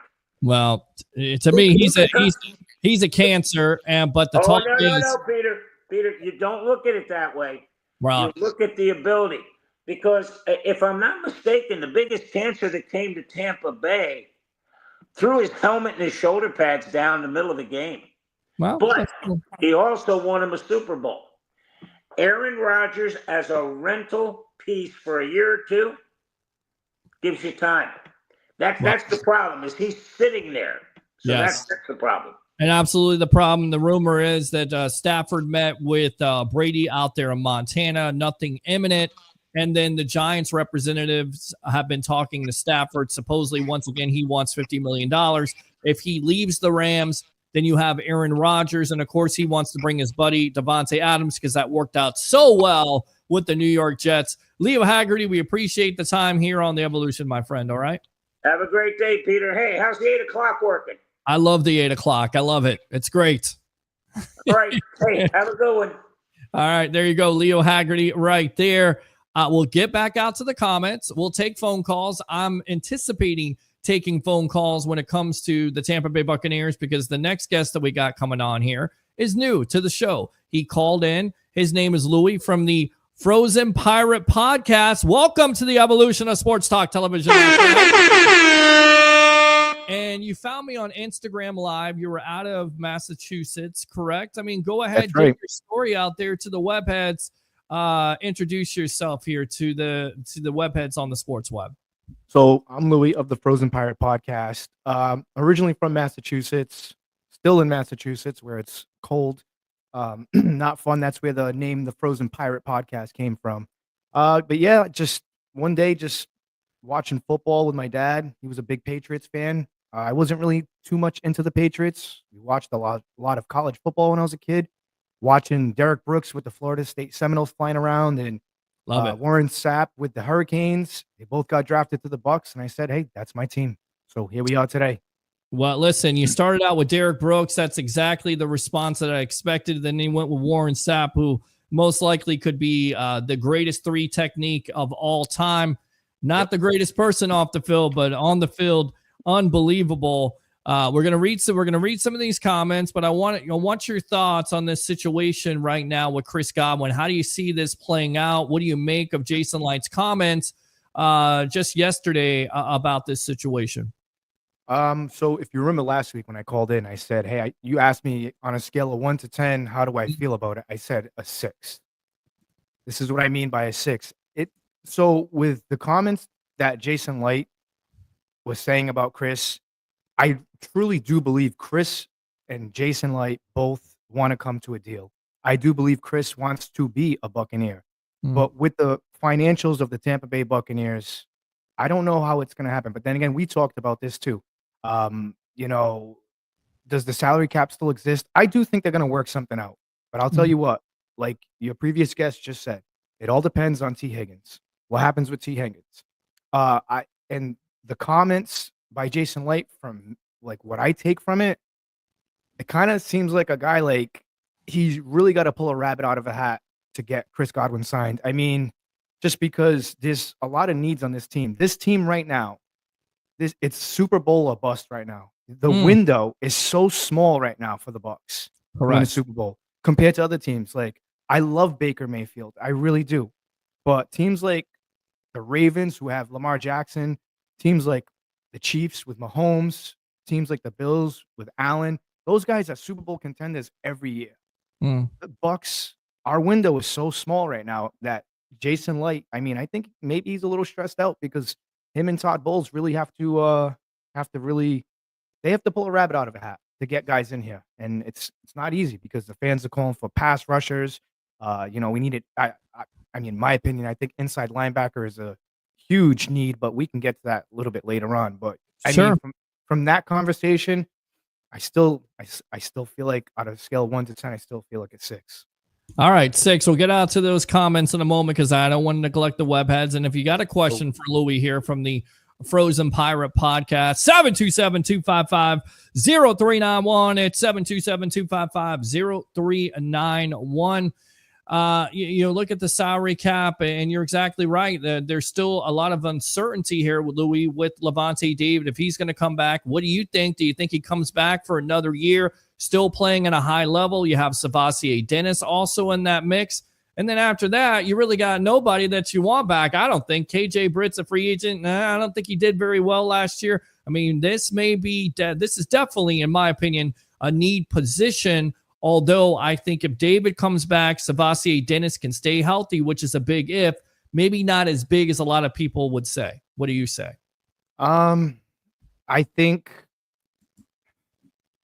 again, it's tough because with Levante David, I think he's just waiting to see what the Tampa Bay Buccaneers and Jason Light are going to do, because I don't think he wants to come back for nothing. This year was we were close again this year. It's tough with free agency. Who are they going to bring in here? What's their salary cap number going to be like? Again, now you're getting into who's going to want to restructure their contract to create more cap space. That's a big thing, And again, another important need is an edge rusher. Unfortunately, with edge rushers, that position is very rare to find key guys like Max Crosby's, like a Myles Garrett. You're going to pay, and you're going to pay dearly, draft capital or signing them to a big contract. Because a lot of these guys, like I think a guy like Micah Parsons' name has been brought up. Yeah. That guy is going to want to be traded, and he's going to want a contract right off the rip. I believe, in my opinion. That's my opinion. But I think a guy like Levante David, it's going to take a lot. I mean, Levante is playing like he's 25, 26 years old. He's playing out of his mind. I think Yes. he would have had a better year this year if Savasio Dennis didn't go down, because Savasio Dennis, I think, is an upcoming star for the Tampa Bay Buccaneers. But I have a guy in mind who I think the Buccaneers should draft if they do keep that number 1 pick. Okay. I don't know if you want to get into that. Yeah, let's get into that. And we also have in the background there, and we may have a special treat here, Mr. Seneca Wallace. So we'll see if you don't mind, because I know don't mind this at all. Okay, well, let's go out to the man who just got a job with the St. Louis Battlehawks as their new quarterback coach, former NFL quarterback of the Seahawks and the Green Bay Packers, Mr. Seneca Wallace. Welcome to the evolution of Sports Talk Television, my friend. How you doing on this happy hump day edition? And congratulations to you, because it couldn't happen to a better man like yourself. Thank you, man. I'm very thankful to be able to have this opportunity to be coaching these talented players, man, in the UFL. So it's a great opportunity, and I'm excited about it. It's going to be a hell of a ride, big learning experience for me, but I'm up for the challenge, so I'm excited about it. How does this, take us back to it? How does this all transpire? You get the call from them. I mean, what happened? Anthony Beck, I know his son plays at Iowa State, of course, Rocco Beck. I mean, there's some connection there. Connect the dots. I mean, how did this all transpire? Well, it all started really about 2 years ago when I was interviewing for the OC job. And so interview for the OC job went well, came down to 2 people, me and Bruce Kukowski. So he ended up going with Bruce just because there was a relationship there from the past of them 2 players playing together in the NFL together. And so, he said, look, man, this is my first time and my first opportunity to be coaching at this level. And I want to be with someone I'm comfortable with. And me and Anthony had only known each other for about maybe 6 months, but he was really intrigued on how, I coach quarterbacks at the NFL PA Bowl. That's where we met. Right. And so he just reached out and said, look, Bruce is out. He's going to the Detroit Lions. We'd love to have you come in and coach my quarterbacks. And I said, you know what? I'm at the public school right now. All I got to do is make a phone call to my wife, make sure she gives me the thumb up, and I'll be there. So we just started work 2 days ago. And so it's, like I said, I'm hitting the ground and running, literally. And all teams are based right here in Arlington, Texas. So it's the perfect situation for me. It really is a perfect situation for you there. I mean, what's one of the first things you're going to try to focus on with that quarterback room when it comes to the Battlehawks? Well, I was just thinking about this before we jumped on there. What are the things that most of these kids are lacking? And obviously, truthfully, if they can't be transparent with themselves and look themselves in the mirror and say, why am I getting opportunities to go to training camp with certain teams, the Green Bay Packers with Manny or Max, going to the Chargers? What's happening on why I'm not making it? Is it something from the fact that maybe I'm not, articulate enough, or am I not processing the information fast enough, or am I not playing fast enough at the line of scrimmage? Is it protections? Is it the reads? Is it whatever it is? I want to be able to get to the root of that so I can be able to help them out, because this is a platform to give these players opportunities to advance their career and hopefully get signed to an NFL team and stay. And it's always a numbers game. It's always about, we lost him. Oh, I hate that. I hate when that happens, guys. That's live television right there. So we'll try to get him back on in just a moment there. He'll hopefully come back on, but that's happens there. I'm really happy with what he's been able to do. We'll see what he can bring to the table, to that team. Try to get him back on. But talking Bucs football here, let's go on to the comments here really quick here, Louis. And read some of those. And, I think we got him back on, and there he is right there. So we'll go back. You were right in the middle of this, great explanation. And all of a sudden, you got to love the Wi-Fi or something. Technology is great when it works. It's terrible when it doesn't. Terrible when it doesn't, dog. And all I did was literally I had a phone call and I hit deny. But before I get interrupted again, just being able to give these kids an opportunity to live out their dreams. And if it's playing in the National Football League, what can I do on this small, 10, 11 week window that we have to give you that opportunity to be able to be on an NFL team and a roster and make it? All right, we're talking about the Tampa Bay Buccaneers. In your opinion, what's the biggest need? Is it linebacker, like Louis believes? Is it edge rusher? Is it corner? And I say, listen, if Myles Garrett is out there and Cleveland has said, we're not going to trade him away, but I feel like if you can get 2 first-round picks, multiple picks at the end of the day, you got to make that move. Garrett is unhappy. Is that where you see the Bucs kind of going, edge rusher, making that move? Because like Louis said, that championship window is so small, and you can't depend on a kid drafting him at 19 or having a draft to come in and transition right away. So do you think the Bucs make that big move? Should the Bucs make that big move for a Myles Garrett, a Trey Hendrickson, a Max Crosby? Well, obviously, Tampa Bay needs a defense, right? We know offensively they got Mike Evans getting a little bit long in the tooth. They have good when they have players offensively, running back, Baker Mayfield. They got a good line. So I think we're on the right track as GMs, right, Louis? I think obviously we have to identify where our weaknesses is. And it seems to me, watching the Tampa Bay Buccaneers, that definitely they got to get back to what the roots are of the Tampa Bay Buccaneers and their philosophy and what they were built on. They were built on defense. Let's just be honest. I mean, Tampa Bay has never really been a team that was main focus was offense. It's always been built around the defense. And we know this. Defense wins championships. We saw it with the Philadelphia Eagles this year. So I definitely, if they have the capital, they have the funds to be able to go out and get somebody like a Myles Garrett who can change them. Louis right. The window to win a championship is very slim, and that window closes fast. We saw it with the San Francisco 49ers over the last couple of years. Are they going to ever make it back? We don't know, right? But their window is probably closed because now you start getting into contract situations with certain players and things like that. So I think if Tampa Bay believes that they have the proper players on that roster and they're one pass rusher away, if it's Crosby or if it's Myles Garrett, I think you definitely go out and you pursue that. Listen, I know you're a quarterback, but why do you think it is so difficult for an edge rusher to come in? And why you talked about quarterbacks coming in and transition to that game? Why is it so difficult, in your opinion, for an edge rusher or defensive end to come in right away from college to the NFL and make an impact? Well, because it's in all honesty, man, I mean, it's about the skill set. It gets more technical. A lot of these players are pretty much they're being magnified on the college level just off the sheer talent that they do have. Yeah. But until they hone in on the technical piece, because what happens is you're going up against maybe another 5-star type dude at the right tackle, the left tackle spot. But at the end of the day, it's very far in between. You might have, out of the 12 games, you might be going up against a solid tackle, maybe 2 of those, right? So now you're going to get really magnified like this dude can play. But what happens is once you get to a playing field where it's even and you're going up against a really good tackle who's getting paid millions of dollars, what does it come down to? Now I have to study. I have to understand how to beat this guy. I got to understand hand placement. I got to understand foot placement. I have to get more technical and more creative with my craft.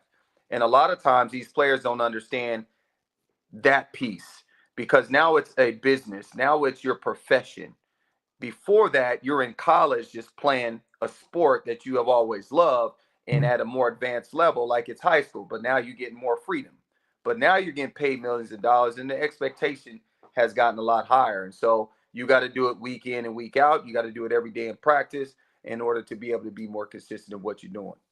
Louis, you got a question for this guy? No, I mean, I'm taking in everything he's saying. I mean, he's got a lot of knowledge of the game. I mean, I agree with everything he's saying.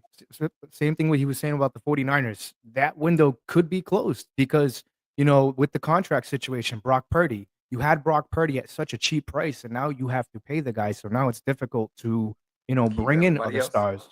It's tough. Yeah, it's tough. That's why I say the Bucs are not the Ravens or the Chiefs or one of these elite teams just because of the simple fact that like those teams are always in contendership to win a Super Bowl. The Bucs right now and Jason Light and Todd Bowles, they have this small window in this offseason. They have to get it right.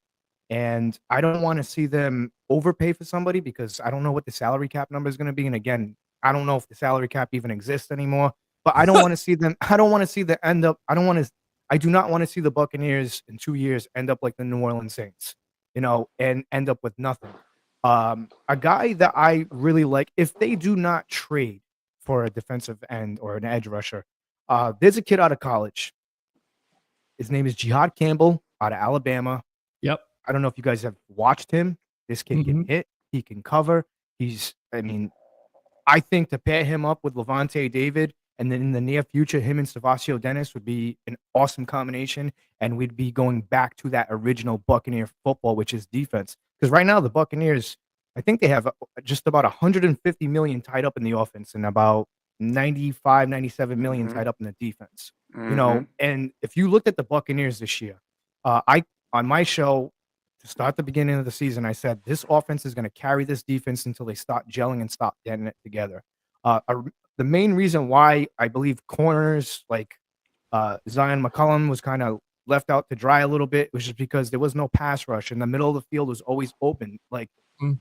KJ Britt wasn't good in coverage, Yeah. and I'm not taking nothing away from these guys. These guys are all professional athletes. These guys, like, they're unbelievable. But KJ Britt was not very good in coverage. And I believe that Levante David would have had a better year if a guy like Savasio Dennis was there. Or, you bring in a guy like Jihad Campbell, you draft a guy like Jihad Campbell. I don't know what's gonna happen with free agency. If they don't, here's the thing. You're gonna give up a lot of draft capital to get a Max Crosby, which I'm not opposed to. Same thing with Myles Garrett. But the thing is, Myles Garrett's gonna be 30 or it's gonna be 31. We don't need a band-aid. We need a long-term situation for the defense, because at the end of the day, the Buccaneers, when I think the Buccaneers, I think of defense. I think of guys like, Derek Brooks, Warren Sapp, John Lynch, Donnie Abraham, Shelton Quarles, like, Booker McFarland. Like, I think defense. And, to what Seneca was saying, I can't really think of offense really. Outside of Mike Evans, who has there ever been a franchise quarterback for the Bucs outside of Tom Brady? No. So No. No. you always think defense. Right. You think defense, and you missed a name, Simeon Rice, and that was Simeon a big Rice, yep. Right. in free agency that you had to make when that Came window. over from the Cardinals. Yep. Yeah, I remember that. I don't think you're looking for a long-term solution, although Garrett is still playing at a high level there. 7 straight double-digit sack seasons. When it comes down to it, that's the reason why they get paid big-time money. Speaking of money, what do you think of this talk of Matt Stafford here, Seneca, wanting $50 million? The quarterback market, would you like to be a part of this quarterback market of this sport? Brock Purdy, possibly $40-50 million.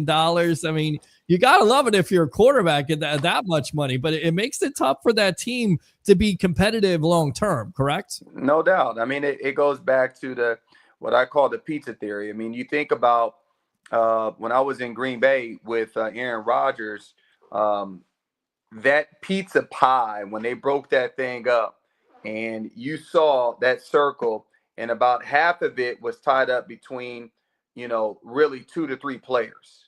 And 60% of that was Aaron Rodgers.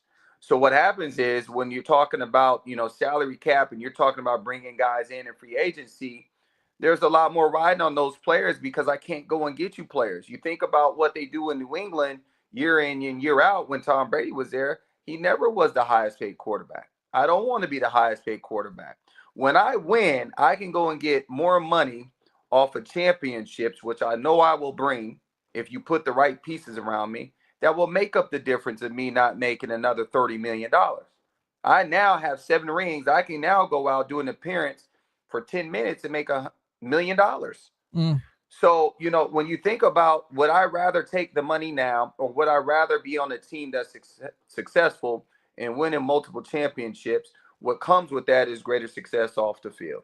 And we're really living in a day and age right now where that matters. And so, if Stafford and the Rams want to decide they want to put all their eggs in one basket, you're doing this with thinking where he's at now. He's not really a long-term fix. He's a guy that says, well, if we're looking at our roster and what we did, taking Philly where we took them, we have an opportunity to possibly win a championship again. And that's the reason why we bring back Matthew Stafford. That's the reason why we give him the money. In the case of Brock Purdy and the San Francisco 49ers, that's going to be a deal that I think that is going to work out where obviously they're going to have to pay him. He's earned it up to this point, but you also got to take an account of how that team is built. They're built around other players. And we all say that guys are game managers or quarterbacks. People don't like to use that term, but we all are game managers. It's just to what level are you a game manager? And he does it very well. He gets the ball out to the right type of people. They have McCaffrey. They have all these guys. But what happens when all those pieces are gone? Can Brock Purdy be able to carry the San Francisco 49ers? And that's the question that they're going to have to deal with trying to figure out, do we give him 40, 50 million, or do we just franchise him and give him whatever that minimum is, 30 million, $25 million? Yeah, it makes lots of sense because you got Deebo Samuel, who's on the trading block. You're going to get rid of him. You got Brandon Ayuk coming off a major knee injury, so you're not sure who you got wide receivers. And look, I get it, Seneca and Louis. You may be able to find a wide receiver in the first and second round. They may be able to come in right away. And then, that's a little bit of a chance there. So you're going to play that quarterback all that money. And that's why a lot of teams will get that rookie quarterback. You use that 4 to 5 years to your advantage because that window is open to pay the rest of your players. With that being said, you mentioned Aaron Rodgers. There's been talk about him going to the LA Rams. First and foremost, be honest with me. I know you play with them. Do you feel like he still has something left in the tank? And is he the answer with the Rams? Would you like to see him with the Rams there? Of course, a home guy coming home from California with the Devontae Adams. How would that work out in your opinion with the Rams? I just don't. From what, if you're looking at the way he played and you're saying, all right, did he ever show any type of leveling up his game throughout the season? Did he get progressively better, or did he stay the same? And when we watched Aaron Rodgers all last year, he got what he wanted. He got, Devontae Adams came in, but they still were the same. So obviously, to me, watching the games, I just felt like he wasn't playing with enough fire. He wasn't playing like the old Aaron Rodgers. We know that he won't be able to. He's longer in the tooth. But at the end of the day, if you're going to go in a person of that magnitude of where he's at right now, he hasn't had one of his great seasons in the last 6-7 years. And he's been injured with an Achilles. And so for me, I don't believe that a team out there right now, because everybody's going younger. And for the most part, unless there's an old seasoned guy, a veteran that's willing to take the back seat and maybe host somebody, a young rookie, and say, hey, a Flacco, we're going to let Richardson start, but you're the backup. Aaron Rodgers is not that guy. And I think he's looking for a team that's going to say, hey, I want to be a starter.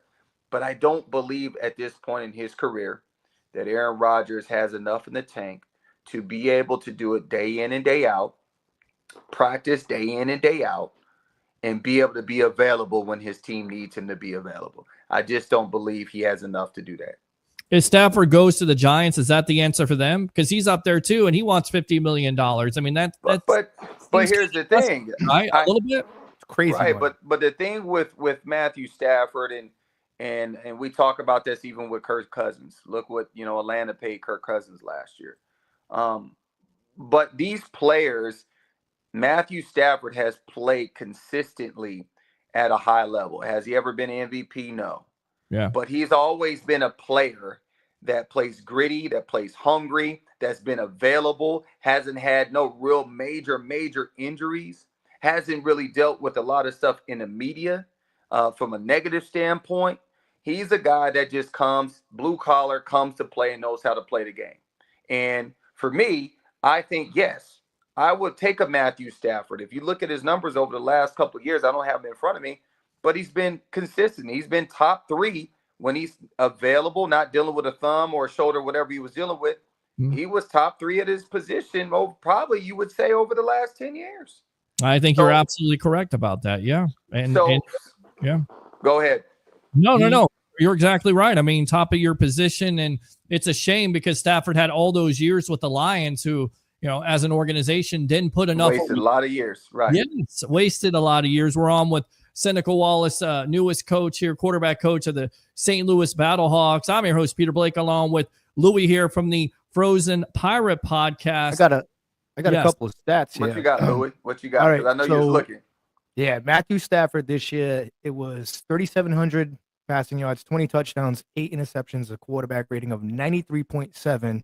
And on Aaron Rodgers was 3,897 passing yards, 28 touchdowns, 11 interceptions with 90.5 passer rating. I agree with you, Seneca, though. Is he motivated?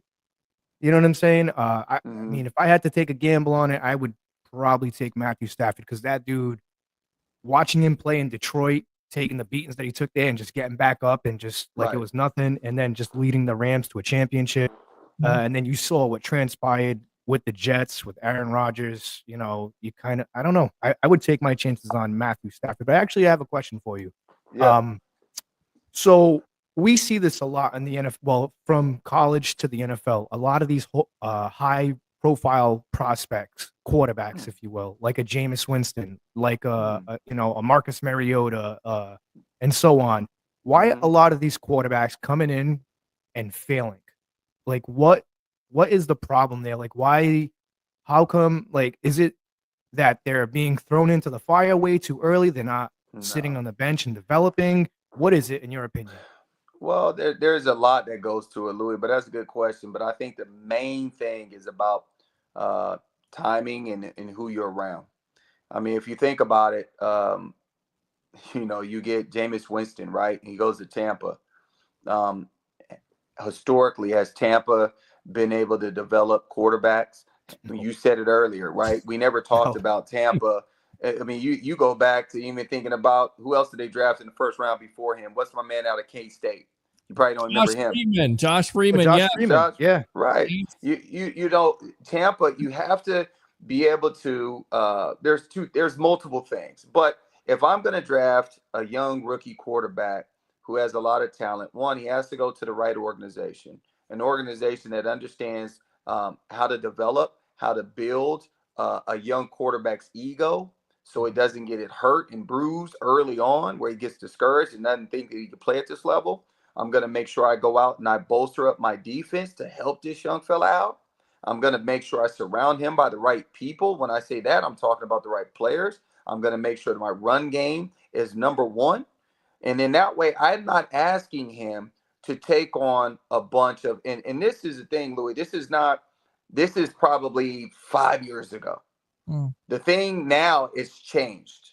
We can always find, there's going to be a quarterback every year that's a rookie that's going to, like, oh my gosh, Daniels this year. Then last year was my man in Houston. It's like now these rookie quarterbacks are not being asked like a Mariota, or even we can go start with Baker Mayfield at an early age when he was in Cleveland or wherever he got drafted to. But all these young quarterbacks were asked to do it our way. What we do here in Tampa, what we do here with the Raiders, what we do here in Tennessee with Mariota. Now they're taking these guys and they're saying, what are your strong suits? What do you do well? I'm going to build my system and my offense around you. So if you do X, Y, Z well, I'm going to make sure I get those pieces around you so you can do what you do well. I don't need you to transform to what I do. I will make sure my special teams and my defense are going to give you opportunities for short fields. I'm going to make sure that my running game is going to be excellent to where I don't have to ask you to go out and win every game. We don't need you to do that. And then as you gradually grow, their confidence is going to build. And then what you do, you start to expand that package. You start small, then I expand it. Okay, your workload is going to get a little bit more, a little bit more, a little bit more. But we're going to do it your way. We're going to do it how you always done it from high school, college, and now into the pros. Who do you like out of this draft? Do you like Shedeur Sanders? Do you like Cam Ward? Who's the quarterback you favor, and who do you think is going to have more success? And I know that's probably not fair because of depending on what team they go to, it never works out. But Colin Cowherd mentioned this. Shedeur's taken lots of sacks. He's gone through the adverse situations that you want a franchise quarterback to go through. In your opinion, does he have more of the advantage? Also, he has a father that played in the National Football League. Is that more of an advantage for Sanders over a Ward? Who do you favor at this point? Man, I mean, to be honest, it's not like, and I think they're both good quarterbacks, but neither one of them just wow me to say like, oh man, these quarterbacks are going to be phenomenal. The way it goes is the way it goes in a draft. You're always going to have one or two quarterbacks at the top of it, and somebody's going to have to get drafted number 1, number 2, number 3. That's just the way it works. Yeah. But do I believe they're going to go and wow us like a Daniels or whatever did this year? Not really. Not really. I think both quarterbacks have some really good, strong attributes. Shador, yes, I think, yeah, we can sit here and say, oh, well, he got beat up early in college. He had to deal with a lot of adversity. He's going to be ready for the league if he goes to the Raiders or whatever. Yeah, I think that's a little bit of a value. But, what are they bringing to the table? What skill sets are they bringing in this day and age of the way the game is being played that, the last two big time draft picks in Daniels and Caleb Williams, are they mobile? Can they move like Daniels? Nah, Shador, definitely not. And that's the thing is like, yeah, you've been wounded and been hit, but at the same time, that's not going to be good when we go to the next level. Yeah, we're going to get the right line in front of you, but I need you to be able to do what we're doing in the league now. That's RPOs. That's moving the pocket with your feet and doing different launch points and things like that. So, I like a Cam Ward. I think he's polished, but I think you can't really honestly go wrong. I don't have the numbers in front of me, but I don't think you go wrong with either one of these quarterbacks. I think they just got to get to the right system, have the right quarterback coach and offensive coordinator in front of them, and hopefully they have some success. Yeah, the combine is this week. You got any combine memories at this point? You take us inside of that a little bit. Well, what's your biggest memory? If you want to go through the process a little bit with the web heads here on the sports web, tell us about that experience. The process was, it was cool. It was the first time I was talking to a buddy of mine about it. But, for me, I was going there as just prove to people, how athletic I was. I think my 40 time, if you take out two of the guys who didn't even play quarterback in the league, it's still third or fourth all fastest time at the combine. Yeah. And I had some good numbers, testing wise, but I knew that was my strong suit. That was my it that I brought to the table. So for me, it was be able to get there, get in front of some scouts, talk football, let them see me. Obviously, I was going there. I was waterlogged, trying to make sure I made decent weight. So then that way everybody like, oh, he's too small. You got to play a different position. So, I knew my other stuff, the field stuff would take care of itself, but I wanted to make sure the other stuff, just from the standpoint of my presence and them knowing who I was as a quarterback. Because, at Iowa State, it was Iowa State in the Big 12. We weren't the top talent. We weren't the top school in the Big 12. And when you are at a school like that, you need to stand out dramatically amongst everybody else. But I made all the All-Stars, East-West Shrine, Senior Bowl, and obviously got invited to, the combine. So it was that whole run was just for me to expose everybody to whom I was as a quarterback and not just an athlete playing the position.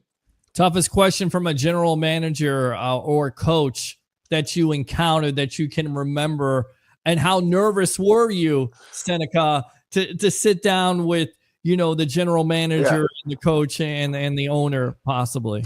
Well, the combine it's not what it is. It's not what it was then like it is now. Mm-hmm. It's totally different. It's a business now. This is a whole, it's a whole TV show now where you're falling around. So, I remember even just being there from a standpoint of like, they gave you a hoodie with a number on the back of it and some pants. That's it. That was it. You got no shoes. You got no bag. We were literally, me and Bethel Johnson. Bethel just ran a 4.3. He gave me his shoes, and then I ran in his shoes. Huh. Wow. Yeah, we didn't have. Look, they go That's back crazy. and they show it. Look at Bob Sanders. I just saw some on Bob Sanders this morning. They were talking highlights, and he was a year after me. Like, we didn't have all that stuff. So it wasn't until really when I went on trips, when I went to Tampa, met with Gruden, and I went to Pittsburgh and met with them, where I actually was really sitting down and talking ball in front of these guys. And they'd ask you a bunch of questions. A lot of it is just about your personal life because they've done their homework. They know who you are as a player. They know who you are similar in the locker room. They want to know what kind of person are they investing in. Are you going to be a guy that's going to be out running the streets? Are you going to be a guy that's going to be first one in, last one out the building? Are you going to study? Are you going to do X, Y, Z? So it's a lot of those questions that they kind of manipulate the questions, but that's what they're really trying to fish to see what kind of guy you're going to be. Listen, you threw that nugget out there about John Gruden. What was that meeting like? You got to tell me about that. What's John like as a coach, and what's some of the things that you guys went through? I know you probably went to the whiteboard. He's articulate. He's all about, why banana and this and Right. yeah, go to that meeting. Well, Giving you the a look lot too. of a lot of a lot of the stuff was, they'll ask you questions like, "What's your favorite play on?" Drop your favorite play on 3rd and 11 plus. All right, give me your best cover 2 beater. All right, what about cover 4? What do you got on cover 4? And they're just rattling things off to kind of see how you're going to process information. You shift to change left slot, sprint right GU corner, halfback flat. Spread right E return, 2-jet double option, halfback swing. So these are the things. All right, yeah, you were going to spread right E right or E across E return. We're going 3-jet straight E out Y return. So they're trying to see how you process information very quickly, and so then that way, obviously that's how the game is. And so there was a lot of back and forth with me and him talking about some X's and O's, talking about things that that just pertain to the West Coast offense. There, he was really big in the shifting, as we all see the little deal on Chris Sims and him, him trying to spit out the play because he's going scattered a bunch right tight. We're going 3-jet X spacing or X logo Z spacing. So it's stuff like that we talked about, but I didn't even know when I went to Tampa, and this is in their old facility. You might know this, Louis, but hell, I didn't know how I was smelling jet fumes when I went to the facility because it's literally like 100 yards from freaking the landing strip. Yeah, So I'm like, oh, and then what? Right off the mall parking lot or something like that. So they didn't even have freaking. They had no dining room for the players. Like they just put the food on the hallway shelf, and that's where you ate. So, but I didn't know no better. The weight room was sitting right outside, facing the freaking landing strip. So, I think I ended up in the right place in Seattle. Definitely think you did. Yes. Go ahead, Louis. Training camp. So when you came into the league from the last year in the league, how different is training camp now? Because I don't know, for me, like watching things on TV now, and it seems like reporting to training camp now is more like a media thing. Like I'm gonna arrive in this horse. I'm gonna arrive in this. Like, how was training camp your rookie year? Bro, you gotta understand, Lou. I came up with there was 2-a-days, bro. There ain't no They don't more do those 2-a-days. enough. No. They don't do it. It was back then. Let me just say this. This will simplify it. One, there's 2 things. One, there's so much money involved with a lot of this stuff now. It's giving people, fans like yourself and everybody, just more access to the players. That's fine. But now, back then, it was more to see how they can break you. How bad, how long are you willing to go? And because there was no, the NFL PA and stuff, they weren't governing a lot of things that were going on at the time. Like now you can't practice freaking 2 days without them giving a full day off, and literally can't come in the building. You can't have a second practice. You can't be out on the field that long. So when I was in Jacksonville last year, I mean, literally they would practice in the morning. And the rest of it was chill. You would walk through. You going to walk through. Jacksonville is so hot, so they would go in the indoor. I mean, the morning sessions are a grind. You're going to practice. So, for example, when I was in Seattle, we would practice for about 32 periods, which was usually around 2:45, maybe 3 hours. And then you would go back. You would have lunch. You would go rest if you could. And you would go back on the field for another 2-hour practice. 2 hours. And then you would go back, have your dinner, and then you would meet from 7 to 9:30, maybe 10. Lights out at 11. That was every day. And we did that almost for 15 days straight without a break. Wow. So different times. It was a lot different back then. But like I said, when I was in Jacksonville, they would literally go out, practice, maybe not even 3 hours. It was maybe 2 hours and 20 minutes. Go inside. The rest of the time was meeting, take care of themselves, doing whatever they got to do. We really, as coaches, wouldn't see them again until almost 2 hours, 3 hours. They would lift, get their lunch, do all this other stuff. And then we had them from hypothetically from 1 to 3:30, 4, and then they were out the building. Do you think that's the reason why there's so many injuries in the National Football League these days, especially when it comes to hamstrings and leg injuries, soft tissue, if you will, because there is not that practice time that you used to have there in the league? Yes and no. I mean, because I think I'm biased to that because there's a lot of variables that go into that, right? Mhm. We can say the guys are not really taking care of themselves from a standpoint. I don't think it has anything structurally on how practices are ran now or training camps are. I just think it's football, right? Mm. Somebody already told me that this game that we play, we sign up for, is a dangerous sport. You're either going to go so hard until you break something or you pull something. That's just the way it Absolutely. is. Yep. So, I'm not going to sit there and say that's the reason why. But, I mean, there's a lot of variables. Hell, I tore my adductor in Miami out of all places due for the fact that it was super dry, humid. And I wasn't used to that. And I tore my adductor like the second quarter. But a lot of those things, as you see, guys can be well hydrated, fine-tuned athletes, but at the same time, your body's going to react the way it reacts. And then guys, when they start changing the targets of when guys are getting hit now differently, that's just part of the game. Yeah. But I it's don't think it different. has anything to do with how they restructured how practice or training camp is ran. Last Yeah. question for me, and I know, and I appreciate the time here. I really do, Seneca. Mhm. Do you feel bad for Baker Mayfield? Because it was assumed that Liam Cohen was going to come back. Now he's a new coach with the Jacksonville Jaguars. How tough is it for a quarterback to adjust to a new offense? And Baker's had to do this like 8 times now, 8 different offensive coordinators. So do you think, in your opinion, this Bucs team as an offense could take a step back because they don't have that continuity? Or do you think because of the weapons with Baker and Mike and possibly Chris, although we'll see if Chris comes back in free agency, and that running game and offensive line, that they'll be just fine? I think they'll be fine. I mean, no, I don't feel bad for Baker. I mean, heck, the dude he's made a career out of it. We were getting ready to write him off, and now he found a home. And so that's kudos to him. That shows the kind of person that he is. He's going to be a guy that's a grinder. He's a guy that was a walk-on who made it. And that's the way he approaches everything. And even with this, with a new OC coming in, I'm sure he's going to approach it the same way he's always approached things, that I have to overcome.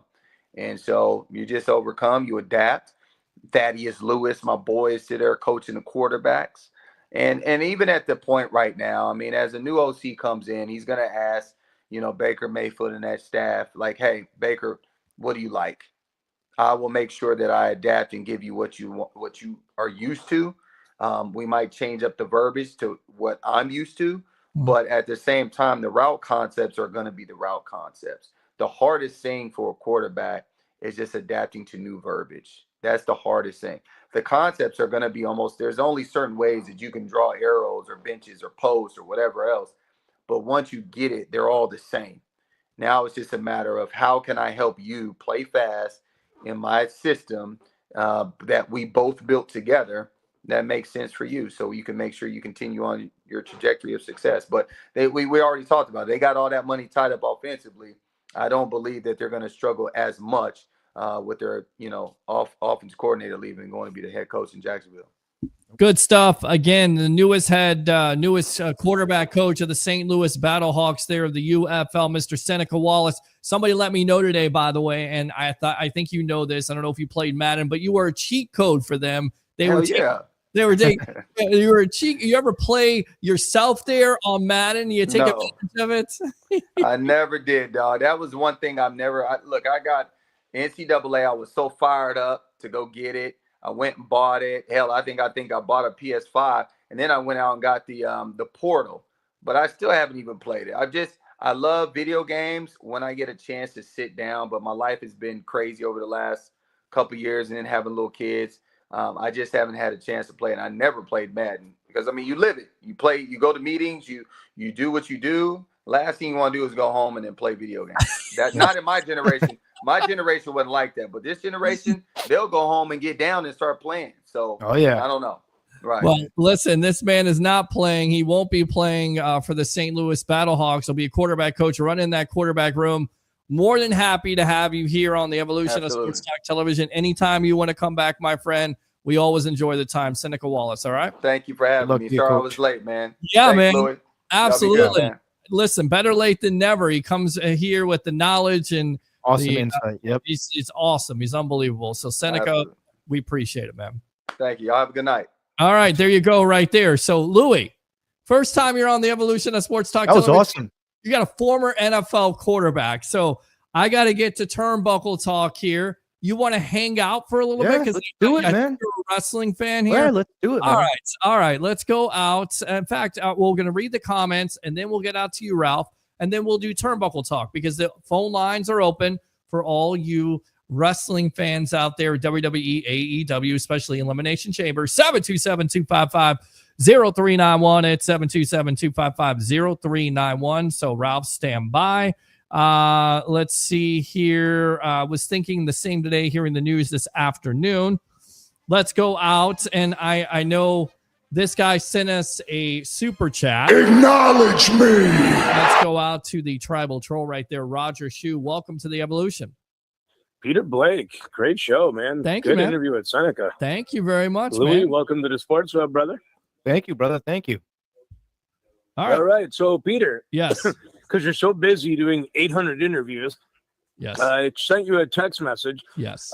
Channel 10 came out and revealed the Tampa Bay Buccaneers are ranked 27th out of 32 in the latest NFL Players Association Yes. report. Yes, we saw that. Your thoughts? I saw that. Well, it's a players poll. Yes, it Todd Bowles scored high on that with a B plus. Of course, his players are trying to play for him. Every fan out there trying to fire Todd Bowles. There's your grade right there. But everything else, when it comes to training room facilities, in fact, they got a grade C because they had ongoing plumbing issues along with a persistent bad odor coming from the Tampa Bay Buccaneer locker room. Although I think it's a normal thing, from a locker room, but I don't know. It's a player survey. It's been around the league. Bucs didn't do too well about it. 27 out of 32. But here's what I got to say, man. 4 straight NFC South titles. I think they know what they're doing over there. I'll just say that. Also, check your super chats. I know you got me $10, man. I appreciate you. You're the man. That's right. Yes. All right. Did you get over your rant? Was your rant adequate? My rant was adequate. We'll see what happens tomorrow because I got to go back to work tomorrow and I got no Tesla. Thanks a lot to Tesla because my car is broke down. So we'll see how that works out. So I got to go back into work tomorrow and I'm not going to lie, man. I'm kind of dreading it, but I'm going to try to be positive about this. Try to take my experience from this show right now. And I'll be there to babysit you. Oh, yeah. Thanks a lot, man. I appreciate you. Babysit this. Babysit this. You going to do, so you doing turnbuckle talk or no? I'm doing turnbuckle talk right now, my friend. I'm going to read these comments and then we'll get out to it. All right. All right. Have a good night. All right, I'll buddy. see you tomorrow. All right. Good stuff, man. Appreciate it. Okay. So we'll read the rest of these comments. I'm sorry I neglected you guys. Lots of guests tonight, lots of interviews. All right. Baker has at least 6 to 8 years left. No need to draft a quarterback, says Dave. Absolutely. Baker may not be re-signed by Tampa. Come on, John. Of course he's going to be re-signed. The defensive line needs a shakeup. Absolutely. Defensive staff got a shakeup with Caldwell now coaching the inside linebackers. John, big-time South Carolina fan. Nick Imawari, I believe. Imawari, 6'3", 225, runs a 4.3. He's definitely on the radar. I've heard about him. By the way, John, last year, I'll give him credit, he hit Tyke Smith out of Georgia, who turned out to be very good. The combine is fun to watch, but the film is better. Anthony Richardson, prime example. KR, I would do the Trey Hendrickson deal if possible. Mr. Williams, good job. God bless. Go Tampa Bay Buccaneers for life. 813. Appreciate you, boss. John Lawson Baker is a home in Tampa. He's got another contract. After this one is done, you don't let young franchise quarterbacks walk. Agree. Bolts aren't peaking right now. Absolutely. Shane says, see ya, Whitehead. Jamie, it's to free up money for a Garrett trade. We're hoping. Not dating. Get rid of Baker. Ewer's good quarterback too.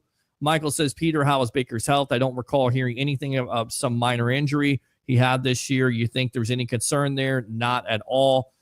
They're going to move on from Kyle Trask. Louis, you expect this. I mean, I get it. Trask got a chance, but I just think it just didn't work. He showed in practice. They saw enough. He's not going to be the backup quarterback. Most likely it's going to be Michael Pratt. Louis, that's what you say. Inside linebacker, huge need. John, love the toughness of yours. Marine, that's really something to be happy about. We're losing a pretty solid player. John, bring Cup to Tampa if Godwin leaves. We'll see. Lots of money there. I don't know if you know where Cup's going to go. Although, also, ever since Cup's got that big time contract, he's had a lot of lingering injuries. That's why a lot of teams may not give the Rams everything they want. He actually may be outright cut. Braswell, in my opinion, is a project. If they were a rebuilding project, then yes, give him time to become a starting defensive end. But right now, this team is a playoff team trying to win a title. We need a veteran pass rusher to help our defense get over the top. John says Cup, Evans, McMillan, and add Otten, lethal passing game. Already a lethal passing game, but you're exactly right. Atlanta's talking about dealing Kyle Pitts. I think Atlanta hasn't used him the right way. Would love for him to find his way to the Bucs. Yeah, we'll see if there's a division. I would like that. Yeah, I don't know if that's going to happen, though. In the division, keep Otten. Ben says Raiders could be in play for Godwin since Pytek is now the GM of Vegas. Christopher O'Reilly, good evening. We need to keep Godwin hands down. Agree with that. Dave, not talking about getting rid of Otten. The Bucs carry 3 tight ends on their roster. Correct. Payne Durham stepped up last year, and also Devin Culp, who was secretly. I thought Devin Culp. I honestly think moving forward, I think he could be a star emerging. I really do. He could be. Really The Jets ruined Whitehead and Rogers. Super chat there by Roger Shue. Appreciate that. Yeah. Thank you for the great content. Marine says, hi, Peter, tuning in from Qatar again. Thank you very much for your service, my friend. Cody, corporate champion. We'll get to that in a moment. JC, buddy. Absolutely. JC Allen was on with us. Killed it. I'm not trying to be a conspirator or anything, but was it lighter Arians that actually brought Brady in, or was it actually the great J.C. Allen? Coincidence? Yes, he was along for the ride. So it may have been all those parties. More than likely, it was light and Arians. Hey, I called it too. I called it at Foxborough. As Tom Brady's last game at Gillette, I got heckled by Patriot fans, and I said, you guys are going to eat your words because he's going to be in a Buccaneers uniform. You watched. Well, that's why you're doing a podcast right now, my friend. You're pretty smart, and that's why we got you on the Sports Web. Fully agree, says Marine. Roger Shue, check your text messages. I did. Dave, Winfield really needs a big bounce-back season to justify the contract. I know he was just injured, but he was not good last year. He was not. Who picks up JTS? I actually see him signing a practice squad deal with another team. He was a bust. I don't know if he's going to sign a practice squad deal, but I think somebody will kick the tires on him. It'll be a minimal deal. I don't see wrong system here in Tampa for him. Agree. Just like the Energizer Bunny, JC, I think that's the Greek right there. Dean is gone. Take it to the bank. Injuries and declining play equals gone. Roger, Pete, hurry up. Check your text messages. Dave, Harry Berg, what's happening, Harry? How you doing? All right. Dave, again, is Shaq back next season on a low money contract for depth? Yes or no? I would bring him back for depth. Absolutely. To help whoever you're going to bring in for those positions, I'd bring him back for depth. Absolutely. I agree. Had a good deal. I agree. It's a good question there, Dave. The one thing I don't trust Jason on is picking edge. Yaya has shown flashes, but other than him, the rest have been underwhelming at best. Right there. That's you. JTS, all gas, no brakes. Tim, excellent guest. Thank you. Dave, we can't count on Dennis yet until he shows us a full season. David is a must to bring back, as well as a draft a linebacker. Second and third, Abraham. Hi, Peter Blake and JC Allen. Appreciate you commenting. JC, is Levante a Hall of Famer in your opinion? We'll get that. In your opinion, Louis, is Levante a Hall of Famer? For me, he is. Absolutely. I mean, I've had this discussion with people out here, and a lot of people don't really know Levante because of the market. But then I'll see them like a week later, and they'll be like, holy crap, dude, that dude Levante David is a monster. He's a beast. And I'm like, man, I told you, man, the stats don't lie.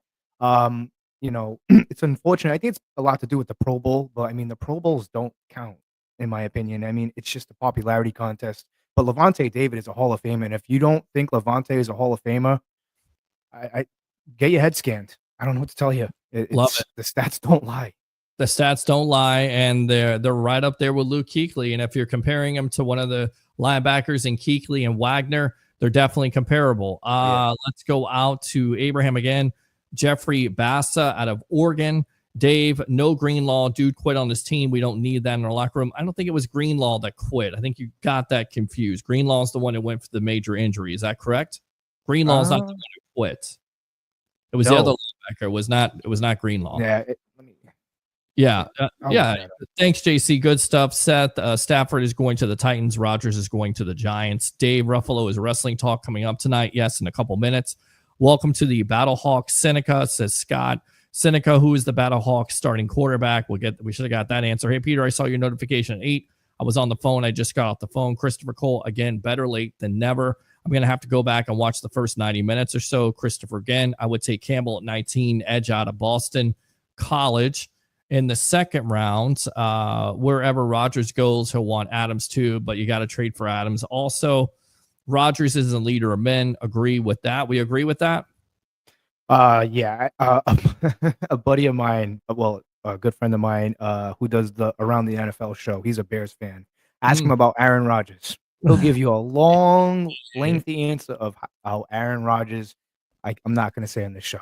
Well, I got my co-host, Mr. Harry the Greek, who's a big-time Bears fan. He has nothing but bad things to say about Aaron Rodgers. Nothing but bad.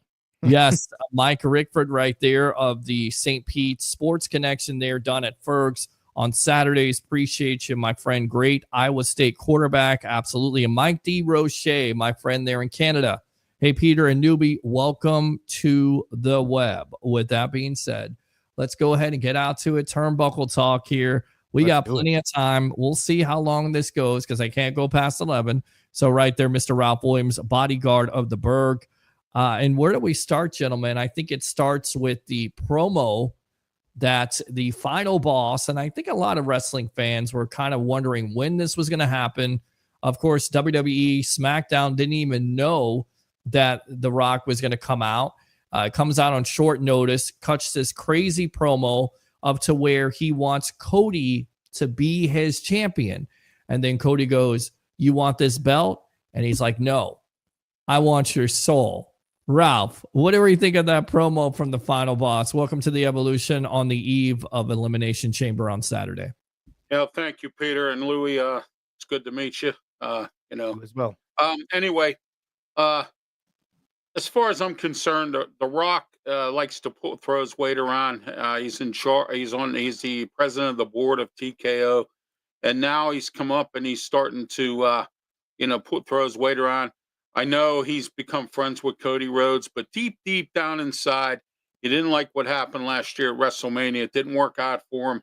Yeah, he ended up with egg on his face, and I think that he really wants that championship belt as much as he's trying to look at it that he doesn't. I don't believe Cody Rhodes is going to do this, and if he does, I'd be really surprised. But who knows? Maybe he will, maybe he won't. I don't think he's going to do this thing with The Rock. I think he likes doing what he's doing on his own, and and being a fighting champion and that kind of thing. So I don't see him doing this. Let me go out to you, Louie. What do you make of this promo? Because I want your soul. It sounds like he wants Cody to sell out. He's talking about money and how he can, help his family out, his wife and his young daughter and all this other great stuff, and how The Rock has more, followers on Instagram. I mean, what do we make of this promo? Could Cody theoretically sell out to The Rock? Do they turn Cody heel to where you have John Cena win the Elimination Chamber and he's the good guy? It's going to win the 17 title there against a heel Cody, or does Cody resist the offer and it's on someone else? I think, first and foremost, that promo that The Rock cut, let's just say him coming back and with the, the Gucci or the Louis Vuitton, whatever it is that he's wearing, cashmere vest. Yes. I like, it's refreshing because growing up seeing The Rock and now you're seeing him in this I don't give a attitude. Yes. Watching him say what he said to Cody, I want your soul. I was a little taken back by that. I was just like, oh wow, we're going there. I think it could be leading up to something like, maybe they're building up Cody to lose that title. Maybe they are making him going in the wrong direction, if you will. I don't know. It's tough to tell, man, because there's so much going on. There's so many guys going into the Elimination Chamber. Let's CM Punk. You have John Cena. Could John Cena go in there? And I don't know. It's very exciting and it's very good. I will say. I mean, but do I think Cody's going to turn heel?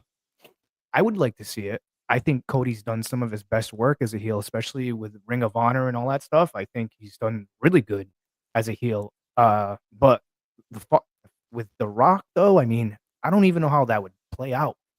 Just what do you mean by you want my soul? Like, I know what you mean, but like, what is it? I don't know. It took me back a little bit. It looped me in. Yeah, it did. Absolutely. I think it all did. I think it was a great promo. I think some of us were like, whoa, you say, I want your Took him soul. back. Yeah. Like those are dark words, man.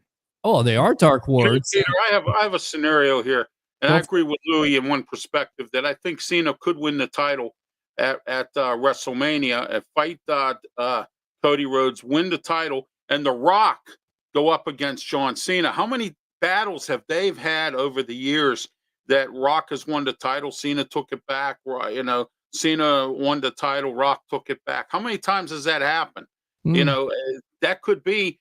I think The Rock might want to go out on top and maybe say, "Hey, look, Cena's here. Let's put the title on him, and then maybe move Cody to a heel. Cody get the title back at a later time, or something like that. Maybe Cody goes and fights The Rock. I don't know, but I think that I agree with Louis there. They might have John Cena win this title, and then The Rock go after John Cena." And I think you guys are missing it here because the guy that it could be corporate, it's crazy to think. To me, it's CM Punk. That's what nobody Satan himself. Satan himself. He said it. He said he dropped those words against who was it? Logan Paul. I don't know, but they could go in the direction where because The Rock did say, "Hey, I like this one." If you remember last year from the Raw after, the WrestleMania. The Raw after WrestleMania. He said, "Hey, can I hold that title? Hey, I like this." I think he was planting seeds then. I think we could be seeing something where The Rock eventually does get that title and he kind of holds that title hostage, if you will. And maybe, this is probably going to be a long buildup, if you will. But if it's me, the way I would do it is I'd have The Rock hold that title hostage. And this is a good way to whoever it is that takes that title back, where it could be Cody. And you could possibly bring back, I know they teased bringing back the winged eagle belt, but this could be a way of, introducing a modified version of it. And also maybe just having The Rock hold that title because he is the final boss, having him hold that title hostage, and kind of things being in decay because it's almost like he's playing into this, like, I wouldn't say like Luciferian thing. But obviously, you go down the rabbit hole, you see all these things in the world. It's almost like he's like the whole "I want your soul." It's just, you get what I'm saying? Like it's hard to explain. No, it's not, because it kind of reminds you of a storyline way back with Vince McMahon and how The Rock was wrestling with Stone Cold, and Stone Cold sold his soul to Vince McMahon and went heel, and nobody could believe that. And they were shaking hands and having a beer. And of course, he helped, Stone Cold over The Rock. It could be the same type of deal. And this is where I think John Cena could win the Elimination Chamber. Cody turns The Rock down. He has the title. And then somehow, some way, CM Punk is able to force his way in because he has that favor from Paul Heyman. Right. And the favor, Heyman goes to The Rock, and he's able to get into it, and it's a three-way there, and eventually CM Punk would turn corporate. Let's go back out to these comments here. I hope Sammy puts a hurting on the fellow Canadian KO in an unsanctioned match. Let's talk about that, guys. I'm looking forward to that. Okay, talk about how do you think this is going to play out? Because KO to me is such a great heel. And then he's stalking Sammy there with his family, saying, "I don't want to hurt you, but I'm going to hurt you." It has not been sanctioned. This to me seems like it's going to be KO over Sammy, and somehow, some way, it's going to lead up to another WrestleMania match. How do we see this happening, Louis? I agree. I think it's going to lead up to a big WrestleMania match. We've seen this. Anybody who's followed these two guys throughout the independents and into now to WWE, we've seen this 100 times, but 100 times it's been great. And I only think it gets better and better and better. Now with this, I think KO is going to take this one. I think he's going to beat him up so bad. And I think he's going to take this one. and I think it's going to lead up to a match of some sort at WrestleMania. And I think Sami Zayn eventually gets his glory and comes out on top. Ralph, how do you see it? Well, first of all, Kevin Owens should have been fired after he did what he did to Randy Orton, but that's beside the point because Nick Aldis lied when he told everybody he was cracking a whip as a general manager. I don't see it, but that's beside the point. I agree with Louis, and I agree with the fact that KO probably will win this match, and we'll see where it goes from there because he's crazy enough to try. He's going to try anything he can to win matches, KO, and he's using his heel turn psychological tactics, and he's doing anything he can to win. Then again, he could have another embarrassing loss like he did in that ladder match. Yeah, it's certainly possible. And I tell you right now, it seems like it's going to lead up to, if it's not going to lead up to KO and Sammy, where KO absolutely hurts Sammy to where he can't wrestle, maybe it's the eventual appearance of Randy Orton, who has been gone, where Randy Orton, KO take on each other. Take my money at that point, because I think that's kind of the match everybody wants to see at WrestleMania 41. Louis, what do you think? Randy Orton, KO wins that match, and then you have the appearance of Randy Orton coming back for WrestleMania season. Yeah, I mean, because I don't see, the thing is with KO and Sammy, like I said, we've seen this so many times. It's enjoyable, but do I really want it? Like, I thought they were going to build that up. I mean, I thought they were going to push that for WrestleMania, but they're going to do that for the Elimination Chamber. Yeah, I could see Randy Orton and KO going at it at WrestleMania. What kind of a match would that be? That's to be determined. But yeah, I could definitely see that. I wouldn't mind seeing that. Yeah, no holds barred or last man standing. I mean, why not? Do it up. I'm still trying to figure out this elimination ambulance match. Well, yeah, absolutely. Absolutely. And then you look at the Elimination Chamber, how are you going to fit in Seth Rollins? Is it going to be a three-way, which is what we talked about on this show, Ralph, where it's Roman Reigns, CM Punk, Seth Rollins? How did they work? How did they work this out? There's so many areas and so much interest and intrigue, if you will, when it comes to the Elimination Chamber on Saturday night. Let's move on to the Women's Elimination Chamber. I think it's Bianca Belair at this point, and it only makes sense for her to face Rhea Ripley because it's all been decided that Stratton is going against Charlotte Flair. Louis, let me ask you, what did you think about Charlotte coming back, and do you think they'll put Charlotte over Tiffany, or is it Tiffy time? I don't think it's Tiffy time. I think it's going to be Charlotte, just because I think it's too early for Tiffany Stratton. I think it's going to be Charlotte. I mean, Charlotte's she's very good at being a heel. I prefer her as a heel. I was actually there in Providence at that live event that she actually messed up her knee. And I enjoy watching Charlotte. I love Charlotte.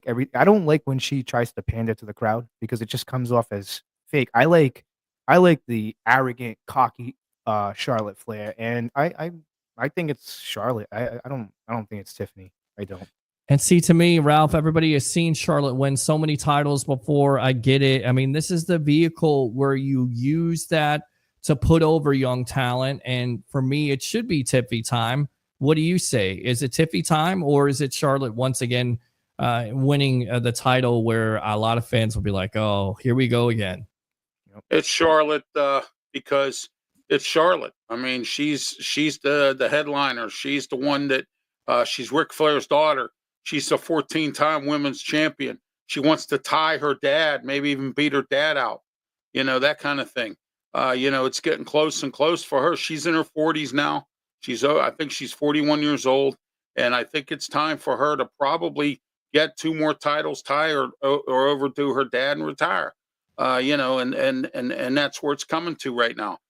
She's divorcing Andrade, and so her mindset now is on this championship, and her mindset's in a different direction.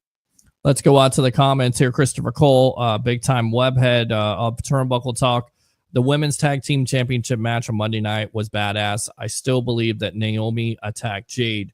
First and foremost, you had new women's tag team champions with Liv and, of course, Raquel Rodriguez. What do we think it's going to happen? Because it certainly points to Naomi doing it. Some people have put out there that it's Bianca Belair who's going to turn heel eventually because, of course, Montez Ford, the Street Profits, he's heel now, so they turn them heel. Do we think it's Naomi, Louis, or is there a possibility it could be Bianca Belair that attacked Jade? It's definitely Bianca Belair. I mean, you have to make it Bianca Belair just because I feel like her it's getting stale, and she needs a change. And I definitely do think it's Bianca Belair. And I wouldn't mind seeing her as a heel, especially with Montez Ford and them guys. I really wouldn't. I think it's definitely Bianca. And I think it's Naomi because she seems like the guilty party. Ralph, where do you lie on this? Oh, absolutely. And you know something? Everyone's right here that's talking about this. Bianca Belair could turn heel. She's become women's champion. And then the Street Profits go get the tag team belts, and they come up with some kind of a faction there or whatever. And hey, that's what I'm looking at, the way I see it there. Well, look what happened in the Rumble. Yes, with Naomi exactly. and Bianca. Bianca grabbed her and was like, "What are you doing? Why?" Yeah. You know what I'm saying? I don't know. It's and I've always said this. Jade Cargill is a singles wrestler. Yep. She's not a tag team wrestler with a championship. She likes to be on top of the world as a singles wrestler. She seems out of place with Bianca Belair because Bianca Belair is the same way. So I think them two were not getting along. And then if Naomi stepped up and wanted to be in the glory, of course, that would be the ideal to take Jade out. All right, let's go out to the phone lines here. Let's go out to Curtis. Welcome to Turnbuckle Talk. What's up, fellas? What's up, man? How you doing? This guy literally just walked in the door from work, brothers. I got you, man. I got you. We had an early start, so we're nearly at 3 hours at this point. I didn't think I was going to be 3 hours. God. Yeah. All right, so tell me, what have I missed? Well, you missed Chris Godwin talk. You missed Seneca Wallace coming on. You had missed J.C. Allen. I mean, we're breaking down Combine, Bucs talk, but right now we're talking Turnbuckle and we're talking Elimination Chamber. So how do you see this Elimination Chamber working out, especially on the men's side here, of course, with The Rock, the final boss, giving that sterling promo. Let me make sure I acknowledge all of you guys. How's everybody doing? We're doing great. Yes. Living the dream. Louis here from the Frozen Pirate podcast. It's his first night, and this guy jumped right in and is interviewing a former NFL quarterback. So, all right. Well, Luis, congratulations for coming to our show. It's an honor, man. Anyway, Turnbuckle Talk. This is going to be one of the biggest, I think, strangest elimination chambers ever. Mm. Because here's the thing. Everybody's a world champion except for Logan Paul. I'm sorry, guys. My roommate's in the background. He's just yelling and stuff. It's just funny to me. He's yelling in the background. Like he's telling me I yell too much, and then he's yelling in the background. I love that. I love it. Shit happens. Shit happens. So, but yeah, everybody's a world champion. Everybody's a former world champion except for Logan Paul. Number one, Logan Paul. Go Red Sox! Oh, that is funny. That's him yelling? That's him yelling in the background. He said yes. He said go Red Sox. He's a Red Sox fan. So yeah, baby. Yeah, I got Curtis on the line, who's a Red Sox fan. Red Sox fans unite here on the Evolution of Sports Talk Television. Stevie is in the background, big time Red Sox fan. World Series, baby. I don't know about all that. Hookers and blow. Well, okay. But anyway, so listen. Yes. I want to know, before I tell you guys what I got to tell you. Yes. What is you guys' prediction for the Elimination Chamber? Well, I mean, I got John Cena winning, and then I think somehow, some way, CM Punk is going to work into that because Cody Rhodes is going to turn down The Rock, not sell his soul, not be his champion, and you could see a three-way there where it's CM Punk, corporate guy for The Rock, John Cena, and you see, of course, Cody Rhodes. I don't know, man. Like thinking about it right now, not to cut you off. I'm thinking about it too. I'm like, does that work? No. I honestly, I think with the Elimination Chamber, I think CM Punk is going to win that Elimination Chamber. I really do. And I think The Rock and Cody are going to have those talks. And I honestly think that the build up to that main event is going to be CM Punk and just discussed, like, what are you doing? Like, you know what I'm saying? Type of deal. Wow. Obviously, Punk's going to get his main event, but I don't know. I don't think Cody, I mean, I don't think Punk's going to win that match at WrestleMania. I think because I think he's going to be so obsessed with that title. I think that title is going to consume him almost. Like it's done a lot. Like previously with what happened. Remember that CM Punk run? He came back. You know, he had his title. Him and John Cena went at it, and then he went on. It was like the 200th or 300th day, whatever it was, and then he started turning heel because it consumed him. He was obsessed with it. I think the same thing's going to happen with Cody. I think eventually he will, quote unquote, sell his soul to The Rock, and I think you're going to see a Punk and Cody Rhodes main event. I think because Roman Reigns and Seth Rollins have that hatred. That might be another WrestleMania match. I'm predicting. But it's going to be interesting, though. It definitely is going to be interesting. Definitely going to be interesting, Ralph. Here's the interesting thing, guys. Logan Paul, is he lying to everybody and telling everybody he's going to be a full-time wrestler, which he hasn't been? And I don't like Logan Paul involved in this anyway because he really hasn't been a full-time wrestler. I don't think he ever will. I think he's nothing but a liar. So, he's the guy. But I will say this. He could be the wild card. He could be the one to win this because you know what? WWE likes Logan Paul. They bring him around all the time for certain events. And, I really don't want him being the champ because he lies. He'll say he's full-time and then he'll end up only being part-time. We don't need a part-time champ. Let me go ahead and give you something to think about, guys. Curtis, you're on the line. I know you love John Cena. What happens if The Rock and John Cena got together and Cena turned heel? Because this has always been about what? He wants a championship. It doesn't matter if he inserts himself in the Royal Rumble. Doesn't matter if he inserts himself in the Elimination Chamber. He thinks what's best for business is John Cena to eclipse Ric Flair with the 17th title. What if I told you with the history of The Rock and John Cena that Cena doesn't turn heel and go all Hulk Hogan on everybody with his heel run there with the Doctor of Thugonomics selling out? Wait a minute. To the Are Rock. you talking about Hollywood Cena? I'm talking about Hollywood Cena. The heel turn that we never got. Right. Why not do it now? Yeah, that's true. You know what? I can see that because can I piggyback off of that? Go for it, man. I'm gonna piggyback off of that because I don't see Cody Rhodes turning because the WWE other than the Attitude Era. Yes. The biggest time for WWE was John Cena's 10-year run. Ruthless aggression, yes. They're looking for a John Cena. They're looking for that guy to carry the weight, and Cody right now is the guy to carry the weight. Carry the weight, yeah. The merch sales and stuff like that for the kids with Cody Rhodes.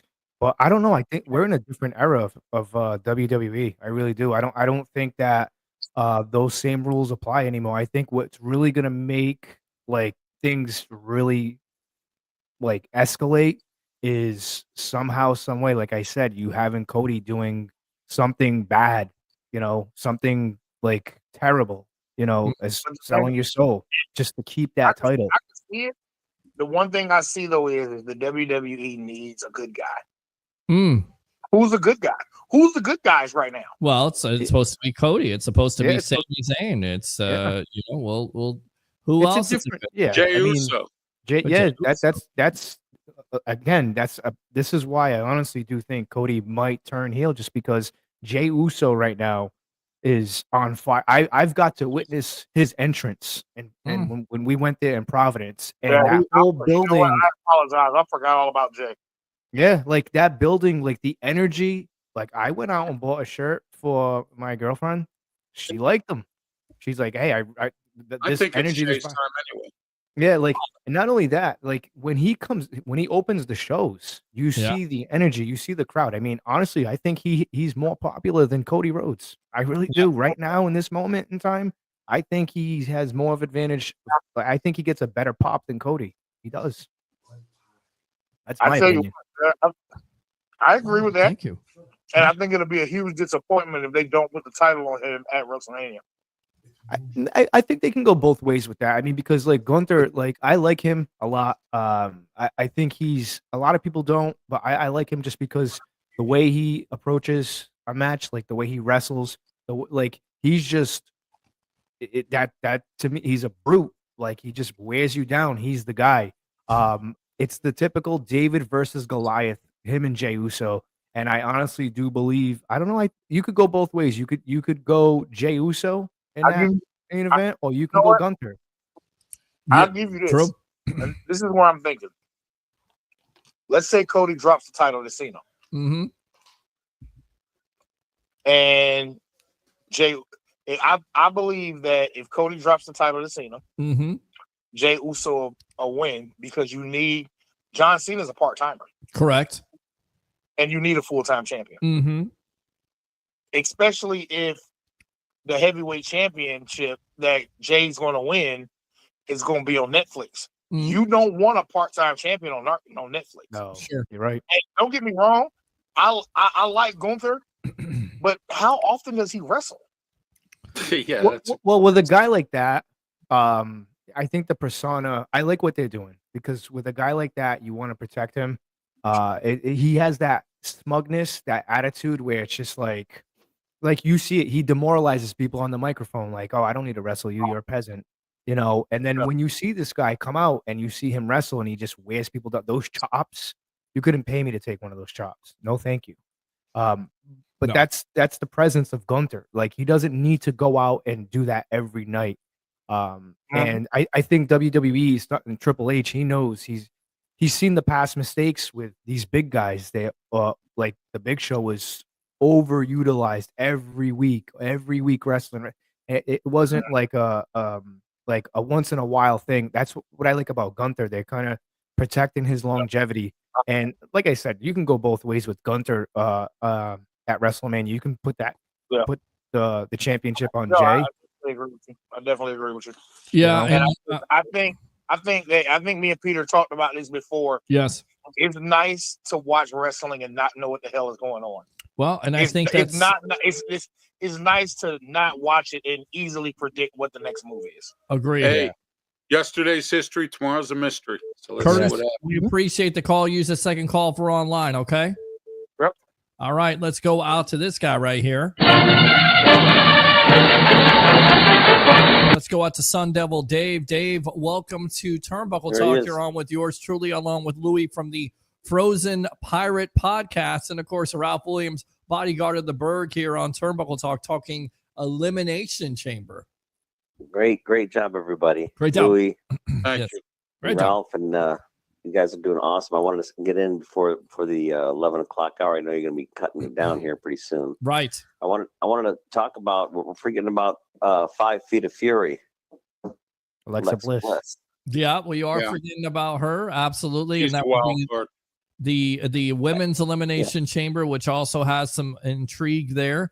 I think it's going to be Bianca Belair, but I wanted to bring her up only because I think now when Bianca and Naomi lost the belts to Liv, and I call her Big Mama Diesel. Basically, now I think they got to do something with Cardo. Is Cardo going to be ready to wrestle by WrestleMania, or what's going on with her? we have no idea at this point. I would assume they're going to bring her back now. Because what I'm thinking is that, I think that Bianca's going to be dealing with her, and I don't think it'd be good, good to have her with Rhea Ripley. I think they could go with Alexa using her, maybe bringing the Wyatt Six and do all that supernatural stuff. And, she's already had a couple little promos with doing a little Wyatt Six stuff in the background. Has that gotten over for you, maybe by they the help way? her win the Elimination Chamber, and then she goes after Rhea Ripley. Right. Has the Wyatt Six for you gotten over, or is it a little bit flat at this point? I'm going to ask Dave, and then I'll go to my panel here. But Dave, I like the Wyatt Six. I know a lot of people are thinking that it's pretty much done and over with. Maybe Triple H is kind of giving up on it, but he's bringing back Alexa Bliss, and they're still using little promos. So maybe they're going to use her as kind of like the new leader. Yeah, Wyatt Six, maybe. Right. And taking over and having Uncle Howdy in the background. Who knows? I mean, but I think the Wyatt Six are going to be somehow involved with her at Elimination Chamber. And I'm hoping, I love her promos. It's great to see her back. And I know she's been through a lot with the pregnancy and then some other cancer issues or some other health issues she's had. Sure. So it's good to see her back and hopefully looks great. WrestleMania. So just wanted to add that in. Okay. Great job, guys. What's your prediction for the men's Elimination Chamber? Okay, so I'm thinking I'm going Alexa Bliss as the winner for the women's, and then Okay. for the men's, I'm gonna have to go with John Cena, and the reason is because in a way, when John Cena did that little announcement, it's almost like that was kind of like a heel way of doing things. Like, okay, I didn't have to qualify. I'm just gonna put myself in the elimination Could he chamber. sell out? Do you think he could sell out to The Rock? Could he be The Rock's champion? Could Well, he sell his I soul think to it him? has to work that way because I think they have too much merchandise and everything going well with WWE. He's the face, and I can't see them making a heel turn right before WrestleMania for Cody. So I think Cody gets beat down by The Rock when he decides he wants to do it, and he looks at Cena, and then Cena turns heel and just beats the crap out of Cody, which I mean the whole place would go nuts. Yes. And then Cena's like, I'm going to be, corporate Cena. Oh, that's. Yeah, I think that's. I Cena's never think that seen could be. turn. I think that could And- be a problem though, just Hold on. because. Go on, Louis. I'm sorry? I don't think so. I think the reaction that they're gonna that they would want, they wouldn't get, just because if you turn Cena heel, you know how many people in that audience would start cheering, like, just because we, like, the older generation wanted that heel turn. I think that you'd blow the roof off the place with that, because it's almost kind of like bringing that NWO feel again. Yep. I just think you would. I don't know it, but then again, we never know what can happen, and that's what's great about the WWE right now. It's just it's nothing's predictable. We don't know. It's fluid. It really is, and Yeah, we don't and know where Randy it's going to be Orton's exciting. coming. It's going to be exciting, and again, it could go a lot of different ways. Maybe, like you said, it could be the Punk, Cena, and then Rhodes. Triple threat. Maybe Punk goes heel, corporate heel. Who knows? I mean, he could go a lot of different directions. That would be I just feel it's crazy. going to be Cena, but Can you CM imagine? Punk's always CM better as a heel. Yeah, he is better as a heel. He really is. And then he goes corporate heel. So the guy that drops all the pipe bombs, that talks all this stuff about Dwayne Johnson, all of a sudden is the final boss is champion. Or it'd be great is if like they kind of do it like when Hogan did the turn at the Bash at the Beach, and maybe The Rock's beating the crap out of Rhodes, and then Cena comes out like everyone thinks he's gonna save Rhodes, and then Cena just beats the crap out of Rhodes. I don't think there's anything that can ever duplicate that. First and foremost, where were you when that happened? What was it, 96? Yes, 96 Bass at the Beach at Daytona Beach. I mean, I kind of remember vaguely. I mean, I was out in Phoenix somewhere partying it up. I was like in my 20s, so I don't know. I was probably passed out somewhere. But he was tanked out. All right. But anyways, yeah, I just remember that. I think it would be great to see Cena go heel. Honestly, it would be Okay. so much fun to watch. So, All right, that's Sun a Devil pipe Dave. dream, maybe. Anything else?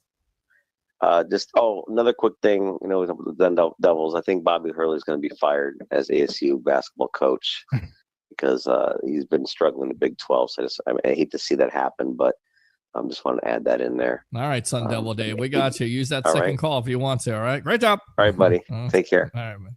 Good stuff there. All right. Where were you in 96 when Bash at the Beach, Hogan shocks the world there? Louis. How old was I in 96? I think I was like maybe 10. When I seen that, I was just, because I used to love Hulk Hogan growing up as a kid. It was him, the Ultimate Warrior, and Bret Hart, and the Undertaker. Those are my four guys. I loved Bret Hart a lot, but Hogan, obviously growing up as a kid, like he was the man. Seeing that, I was like, wow, you douchebag.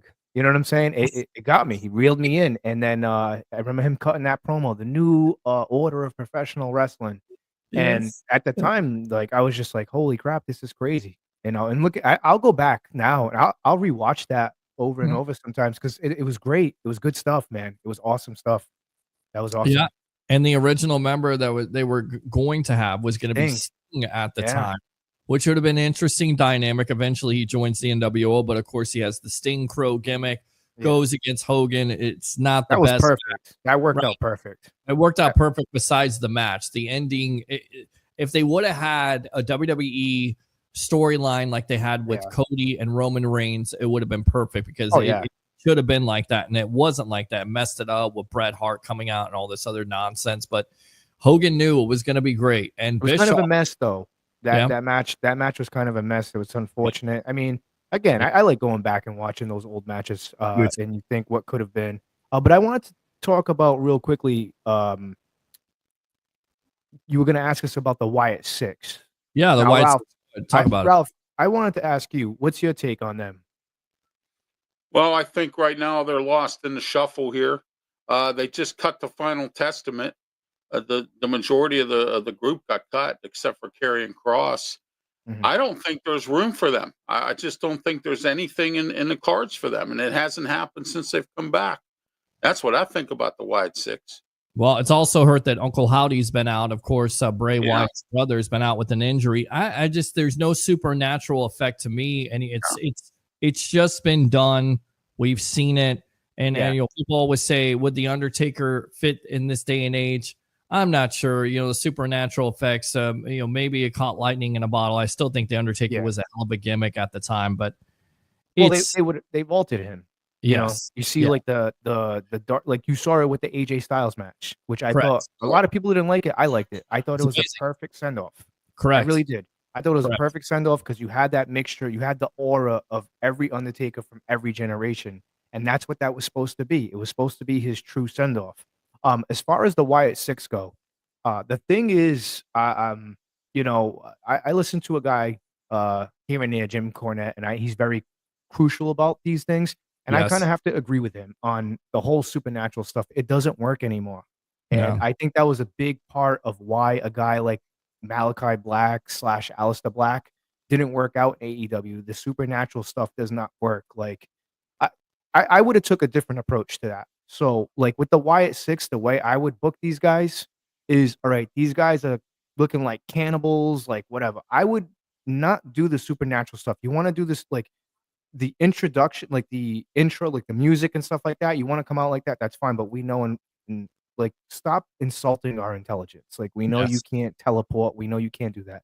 A guy like Malachi Black, I think that's what really hurt him in AEW with the whole Satanist and all that stuff. And like I have magical. No, you don't. no, You're a guy.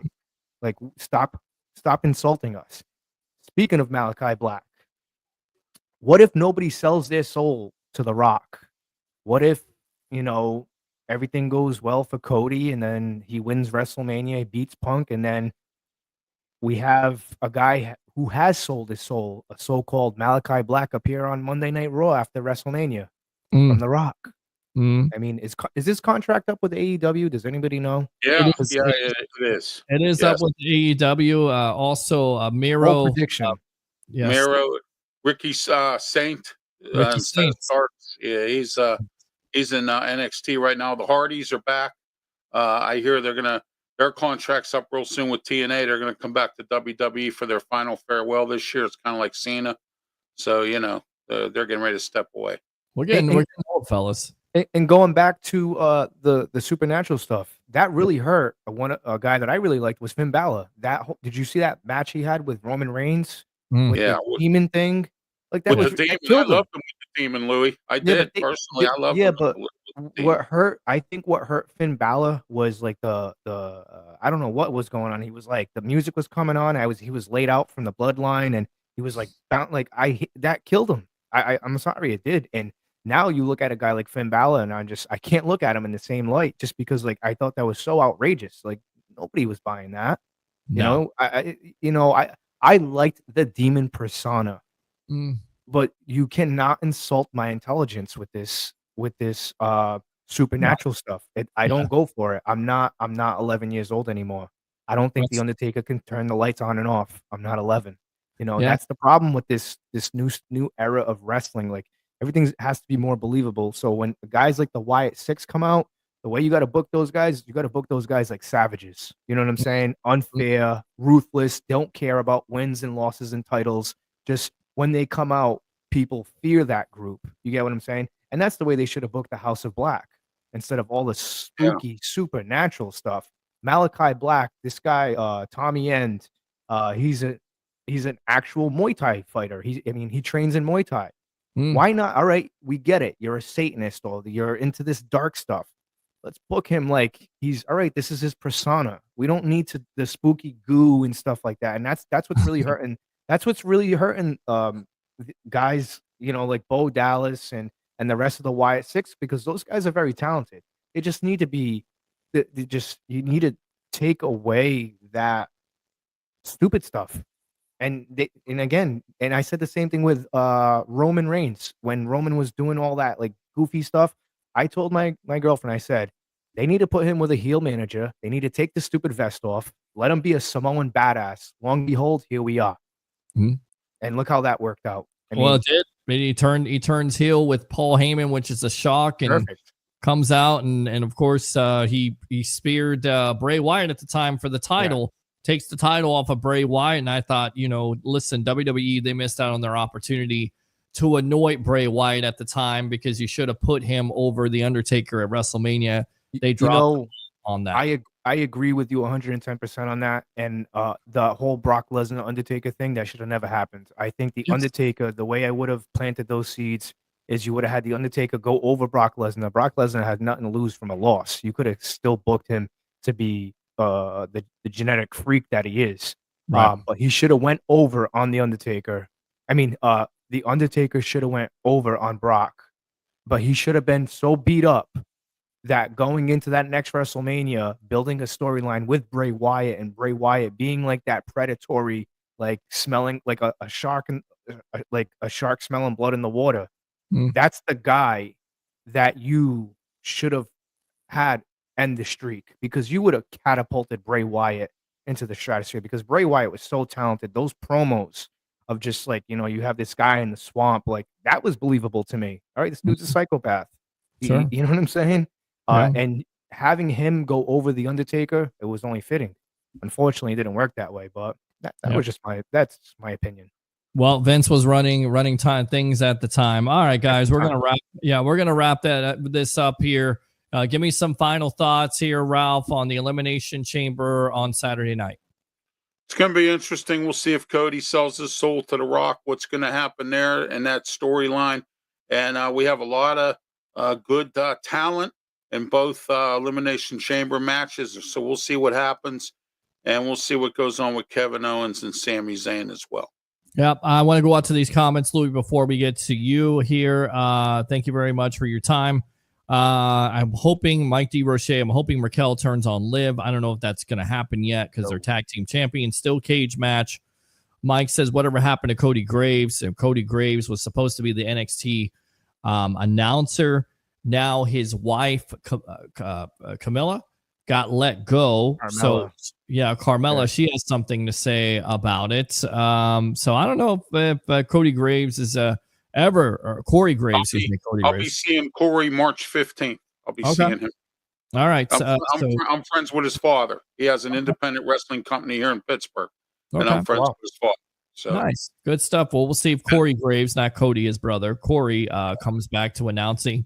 Kofi and Xavier Woods, not very good heels. Yeet will lose big to Gunther. I think they put over Jey Uso. I think he got to. Mike D. Roche, Bash at the Beach of version 2. Cena turns major heel. That would be cool. Gunther is a very blah heel. Christopher Cole, Jade might come back on Saturday. I expect it. Hardy's won NXT last night. Absolutely. And Bobby Reigns, Rock versus Cody at WrestleMania. Just simply put, somehow, some way, The Rock is going to face Cody Rhodes. Is this the match that everybody's not talking? We keep on talking about John Cena and CM Punk, but is this the match that it's going to be leading up to? Because there's been a lot of rumors that The Rock is still doing movies, not going to be able to do WrestleMania 41. But when it comes down to it, if you're taking my money from Las Vegas, Louis, is it The Rock versus Cody Rhodes you want to see? No, I don't want to see that. I like the persona that The Rock is doing right now. It's working, and I like it. Like last year was a little different. It was a little bit more edgy. Well, I don't know if I should say edgy. That whole sell your soul to me thing. that was that again. I was just like, I rewinded it, and I was like, did I just hear that right? Sell your soul. Wow. Okay, we're in a new direction here. Okay. I think he's better off. I don't want to see him in the main event. I really don't. I want to see kind of like what you were saying with The Rock and Stone Cold, where Stone Cold, McMahon handed him that chair, he cracked him. What was that, WrestleMania 17 or 18? 17. Yes, 17. Yeah, cracked him, and you seen the devil himself shaking in hands with Stone Cold, and I when I was watching, I was like, holy shit, here we go again. Like that. Yeah. That to me, that was huge. But no, I don't want to see The Rock in the main event. I want him to somehow be incorporated in it, but I don't want to see him in it like wrestling. No. Was it 17, WrestleMania 17 or 18? Because I thought 17 was Rock versus Hogan. Yeah, that was it. So you got to look it up. I don't know. Yeah, I think it was afterwards. I think it was after. All right, Ralph, how do you see this? I mean, Cody versus The Rock. Is this the match you want to see? Because remember, they had the face-off. The Rock defeated Cody a night one at WrestleMania last year.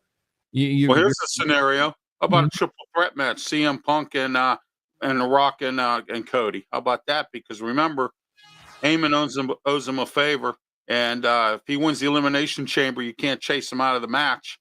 So they have to incorporate him somehow. If CM Punk or whoever, Seth Rollins, or whoever wins that match, they have to be incorporated in the championship somehow. And with a triple threat match, Rock can cheat. I mean, and stuff like that. So, there you are. All right, let's go out to the phone lines here. What's your name? Where you calling from? You're on Turnbuckle Talk. Peter, what's happening, my boy? What's going on, Mr. Williams? We're talking wrestling on this show. I know you're a big time Bucs fan. Yeah. Yeah, man. Hey, on that wrestling, man, I hope Sami Zayn beat out of Kevin Owens. I didn't know Mr. Williams was a wrestling fan. Very cool. Yeah, I mean, I think that's certainly possible. And I hope but Randy Orton here to come back and give Kevin Owens what he deserves. Oh yeah, well, I definitely think that would happen. But yeah, and now the last boss.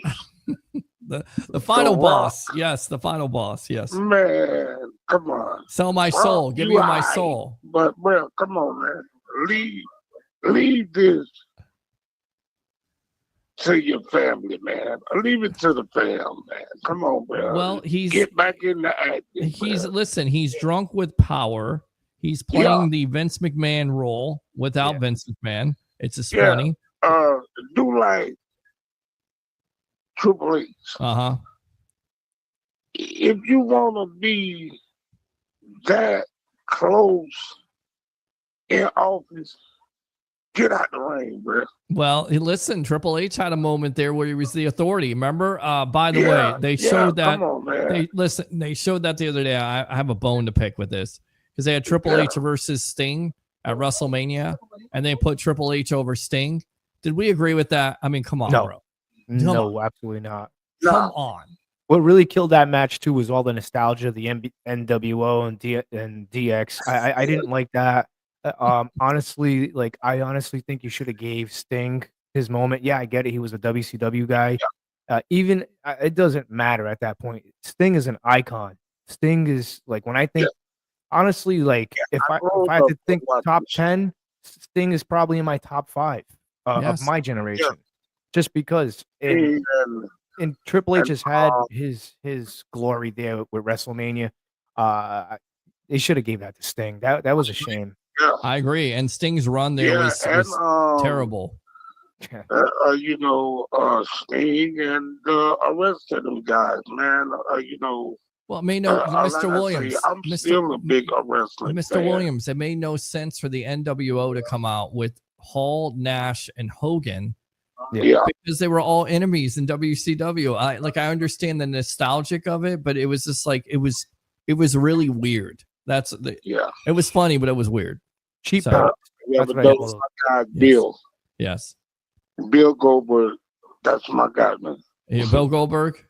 Yeah. He wants one last match somewhere. He says Vince and WWE owes him a last match. Who you want to see him? You want to see him against Gunther? Oh yeah, most definitely, man. One thing you don't do, you don't bother my kid, man. Yeah. I feel sorry for you, and I hope your dad is a better father than he is a wrestler. Come on, man. Yeah. Triple H should make that match. I swear he should. Yes, absolutely. But though, I want to switch it up just for about 5 seconds. If you got time. Oh, absolutely. We got time. We all got time here. Yes. We're over 3 hours at this point. Jordan Whitehead. Yes. You going to be missed. You got your ring, but you ain't really impressed me too much this year. Right. And I feel what Coach Bowles is saying. He's halfway out the door. Mm-hmm. And I understand that, Lord knows. Now, Jason Wright, sit down, look at your books, go to the front office, sit at the round table, drink your coffee, eat your donut, or whatever. Right. Eat your Put pancakes, right, number from draft day. 14 Mm-hmm. back out there on your offense. Okay. Put number 14 out there on your offense. Okay. I understand we got these other guys that had stepped up when Godwin got hurt, but don't let him walk away from him. Mm-hmm. Do not let him walk away from him. Nah, they're gonna do a good job. They're gonna. I believe they're gonna do everything they possibly can to sign Chris Godwin. Just because the Chris Godwin situation, if you really look at everything, it's a lot like last year with Mike Evans. At the end of the day, Chris Godwin and his wife Ashley, I believe her name is, they built a foundation down in Tampa. They've built a home in Tampa. They've built a family. I mean, so I and to think about it. I think the Buccaneers could get a steal with Chris Godwin. I don't care what anybody says. At the end of the day, Jason Light has done a fantastic job when it comes to the salary cap and these negotiations of these contracts. I think you can bring back Chris Godwin for $18 to $19 million. I really do, because again, with the state taxes and all that stuff. 54. Levante David, yes. We're gonna keep the light on for him. You have to keep the light on. Yes, you went all Bruce Arians, so we'll keep the light on for you, or Motel 6. Because he said that I'm gonna play as long as my body let me, but we gonna keep the light on for Levante Davis because he's in a class by himself right now, because he really done a hell of a job this season, man. All right, Mr. Williams. All right, man. A number love to you guys, Yes, man. sir. You guys doing a great job. Thank you, Mr. Williams. Thank you. I appreciate Bring the passion, but we don't bring no nonsense on my show. right. man. I love it. He's getting it. He's absolutely And, getting it. Harry, Yeah, Harry. tell him I'm looking for him, Peter. I know. You need to be looking for him because he owes you wings. Harry is told this man they had a bet, and Harry is not paid up on those wings at all. Hey, man, I love all you guys, man. Y'all keep up the good work, man. Appreciate it. And, Thank you. Hey, and our Florida State, we gonna get it together this year, man. I hope so, man. I hope so. I can't watch any man. more of that bad football this year. All right, Mr. Williams. All right, man. Number love, man. Yeah, man. Love you, brother. All All right. right. All right. Good stuff there. People still calling. I love that. All right. Final thoughts here. Ralph, I know you're getting tired. Give me a final prediction. Elimination Chamber, men's and women's. Go. Women, Bianca Belair or Liv Morgan. The men's side of it, Seth Rollins or CM Punk. All right. There we go. Louis. I'm gonna go with Liv Morgan on the women's side. I really do, just because she's again, why not? And as far as the men's side, I'm gonna say CM Punk, but I think for a bold prediction, I think you're gonna see the heel turn of Seth Rollins. I think he's gonna lose his shit. I'm telling you. Wow. All right. We've already kind of seen that. My predictions. Saw the seeds playing. Yes. Bianca Belair for the men's side. I'm going to go with John Cena, but somehow, some way, it's going to be John Cena versus Cody Rhodes versus CM Punk, and somebody, it may be CM Punk and maybe John Cena, as turning heel, turning corporate. The Rock will have his champion. Guys, thanks a lot for the time here on Turnbuckle Talk. We'll see you next Wednesday here on the Evolution. All right. Absolutely. Have a great one. Thank you. All right, good stuff there from those guys. Let's come back here. Appreciate all the guests for the night. It was amazing.